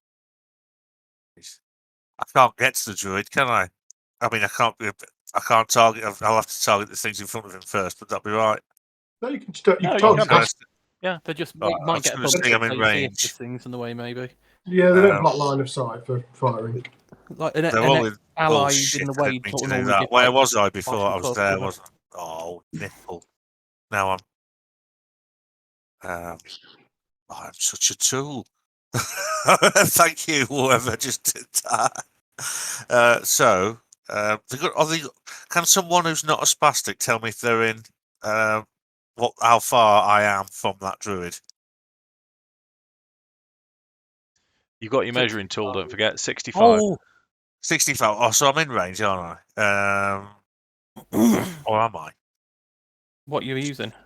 It depends what you use. So it's 120 feet. Yeah, You can hit the map. I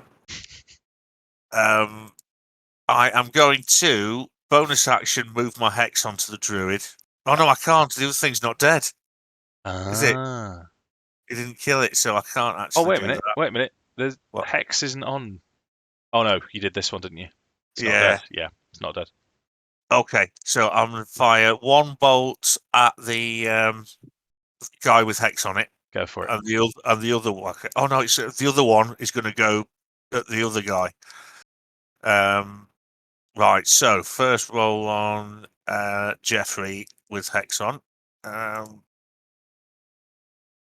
hit him. Yep. 8 damage. No, 12 damage in total. Plus your hex, doesn't matter, it's dead. Yeah. Okay. As a bonus action, well, do you know, I've got to do this first because then I can move the hex then.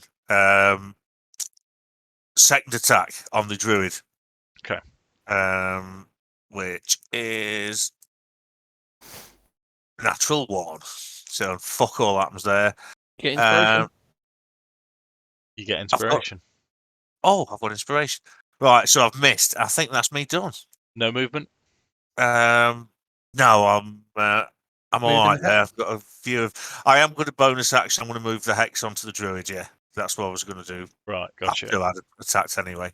And that's me done. Yeah. Okay, so it's the needle blights outside first. They are instinctively going to move away from the fire, I believe. What fire? There's a flaming sphere. Or is it if they end the turn, not start the turn? It's end. What? Yeah. Oh, I was wondering where that came. I missed. I was going to get a drink. I missed where that came from. Did I literally get fire support? You did. Ranged 1, 2, 3. Shut up, boy. 4 against Jarek. 14, 15, 21. 7 damage.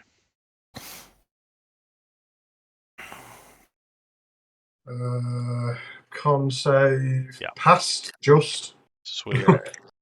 And then 1, 2 melee. 20. 8 damage.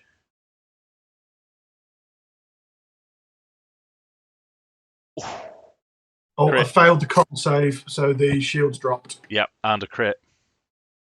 Oh well. 13 damage. Hey Adam, you rolled a natural 1. I did. I'm going to give myself inspiration. Good thinking. Druid's turn. Right, Druid is. You will see. He's going to march forwards 30 feet. Where's he aiming for? He's going to come around the front of the building. He's going to, as he's walking forwards, you can see his staff. He sort of waves it around, and it gains a sort of shimmer to it. And as that happens as well, his skin appears to turn into bark. Hey. I wonder what he's cast. Is he bark skin? Turn to tree. Turn tree. Yeah. Rokkr's turn. Sodomized plant, level 4. He's cast polymorph and turned into one of these twiglets. You're muted, I think, Jim. Right. You want me to keep the human alive then? Well, the instructions at the start was keep alive if possible. He's a druid, though. I think we need to kill that one. I'm kind of thinking they might all be druids. It's possible. I mean, if we're going to go for metagaming it afterwards, I'm going to want to know where the hell Yester Hill is. Right, I suggest we imprison the last one, not when we get our ass handed to us. So I'm going to transfer to this laddo. Did we know how many there were? 7. They said at least 3 humanoids, didn't they? 7 humanoids, I said, wasn't it? Was it 7 humanoids? Yeah. I heard 7. There's going to be more. We don't need this one. This one can Stab it. probably. Right, transfer in Hunter's Mark to the Druid lad. Got it. 14, does that hit? With bark skin, no, misses. Hit. Second attack. What? Second attack. 24. Yeah, That 24 hits. Sure. 13 plus 6. 1. 14. Okay. Any movement?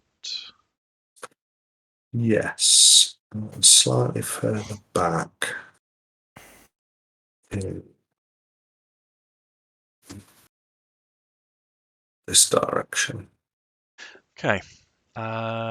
Needleblight's turn.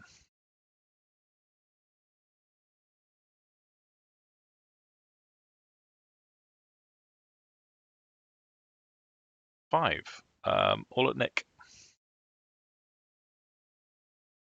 That's it. Okay.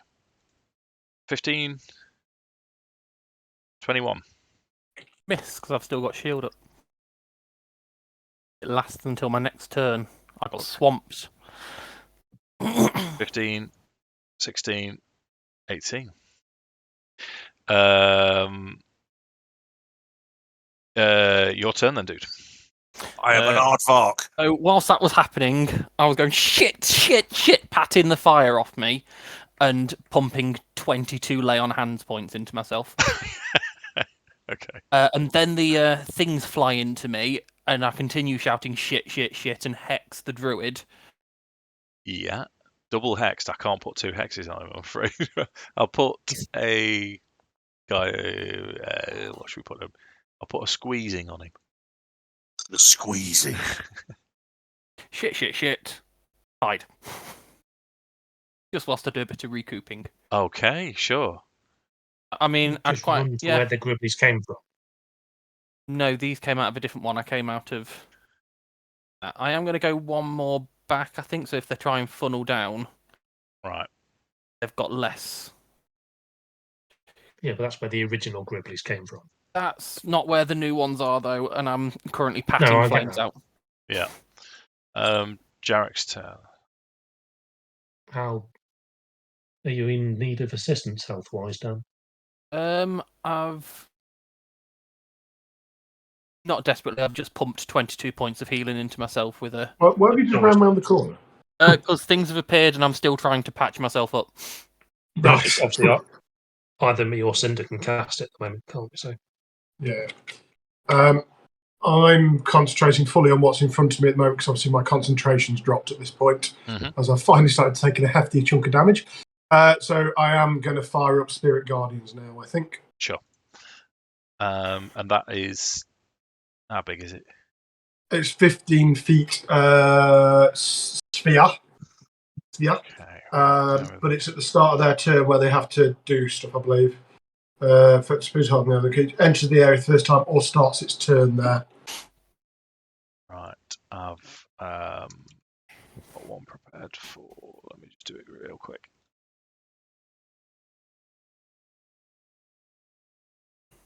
Right, I think it's just a blue or a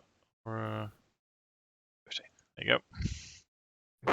I'm going to move to there because I know they're dead. That's next to within 5 feet of the flaming sphere. Oh, okay. That's what is that one that can affect friend and foe? when you end, Yeah. Right. hang on. Flaming Spear. Any creature. Yeah. Any creature. Okay. They're all within your spirit guardians. Yeah.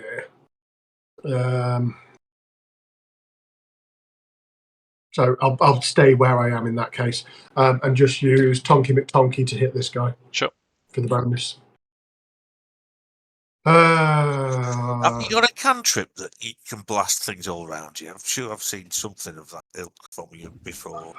I can, but I've got a magic floating mace and I want to hit people with it. Have you got to use your bonus action for that? Oh, Yeah. Oh, fair enough. Yeah, the other one's an action mark. Yeah. I rolled off 20. Yeah. That's a miss, I think. That's a miss. I'm good. Come on then, Festus up. Shush, boy. Right, so you've got this aura, which then did. I've got the ones in my bubble. Shush, lad. Oh, is that at the end of their turn? At the start of their turn, so before they get to attack, they'll take some damage. Okay. So use that knowledge with where you put your ball of fire. Yeah. So does your mace have any hit points? He doesn't care. Go for it. Yeah, I was thinking about flinging the spear into. Yeah, go for it. The mace won't care. Can I move that and then cast again, which would obviously get rid of that because it's a concentration? Yeah. No, you can still cast with the concentration as long as it's not under concentration. Oh, okay. Well, it probably will be. Yeah. So move it as your bonus. Move it as your bonus action, then cast. Let me just double check that. Yeah, it is the other thing I'm thinking of. So if I did the flaming spear into one of those, which I can ram people with it, that'd do damage, and then I can cast another concentration spell, which then that'd disappear, and the other one goes. Okay, that's fine. And I can just move Cinder willy-nilly around. Or will Cinder stay there? I mean, Cinder doesn't matter at the moment. Well, we'll start with that. So, flaming sphere into that dickhead, please. Yep. Sorry. That'll be literally into that dickhead. Yeah. Let's find out. When you zoom in on these needle blacks, they look like they're doing the mother of all squats. So 8 to him.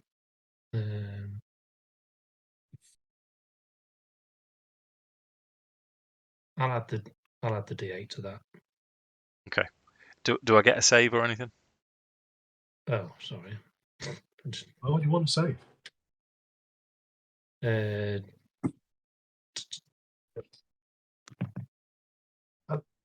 I knew there'd be stuff coming out of the house. I didn't think there'd be 2 waves. Well, there's still a third wave inside if there's 7 people. 16 decks. 16 decks. Sorry. Just be thankful the druids are coming out one at a time. Yeah, so extra D8.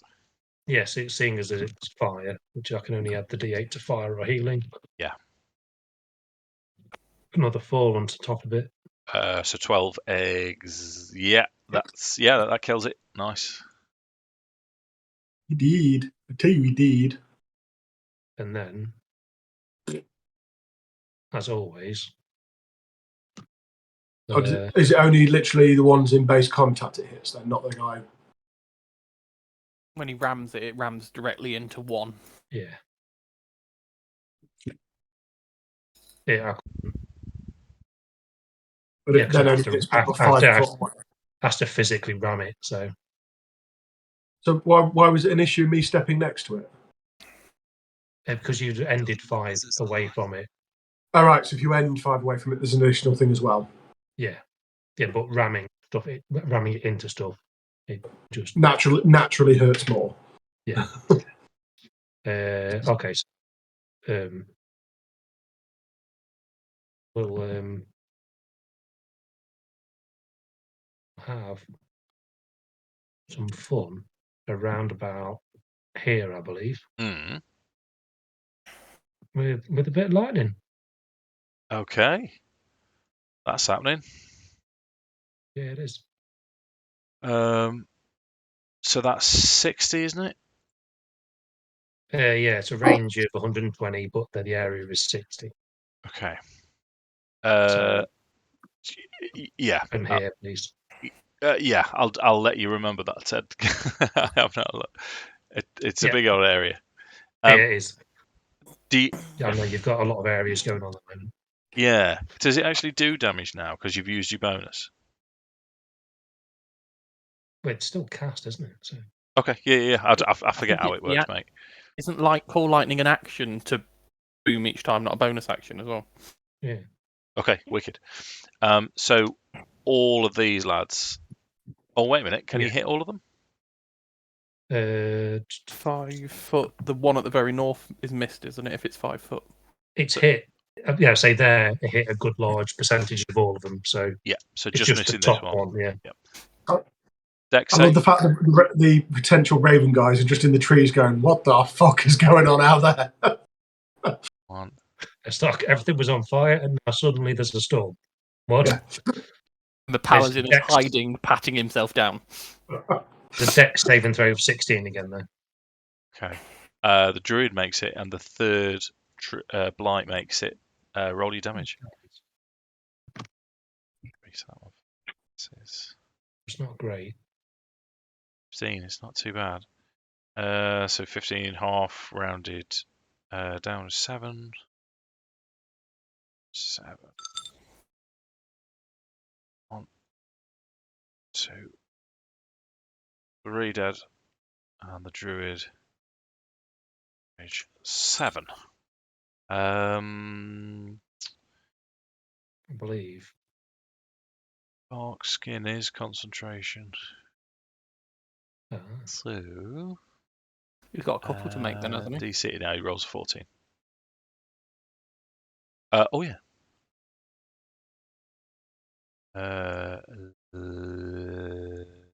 Yeah, no, he rolls quite well. Any movement, Ted? I think Adam should be dealing all right with that. I think we'll move Cinder up instead of myself. Okay. To try and offer some support eventually for Captain Flame Pants over here. Okay. Yeah. That'll do. Yeah, mama. All done? Mm-hmm. Right, takes us to round 5. Round 5, as you all take in what's happening. 3 more figures appear from the front door. It is at this point, I will say to you, gentlemen, do we need to call it there? Because we're 11:15. We're not going to finish the fight in 15 minutes, are we? And I am getting tired, so I mean, I'm down with that. I did want to give you the opportunity. I know it's a little bit disappointing, but let me just roll their initiative so I can. Yeah, but we're straight into some action when we're back on, aren't we? And it's always not. Oh, the fuck's a vine blight? It's going slow. Same time tomorrow. I say we target the vine blight. Something's got a new name. We don't know what it does. Kill it.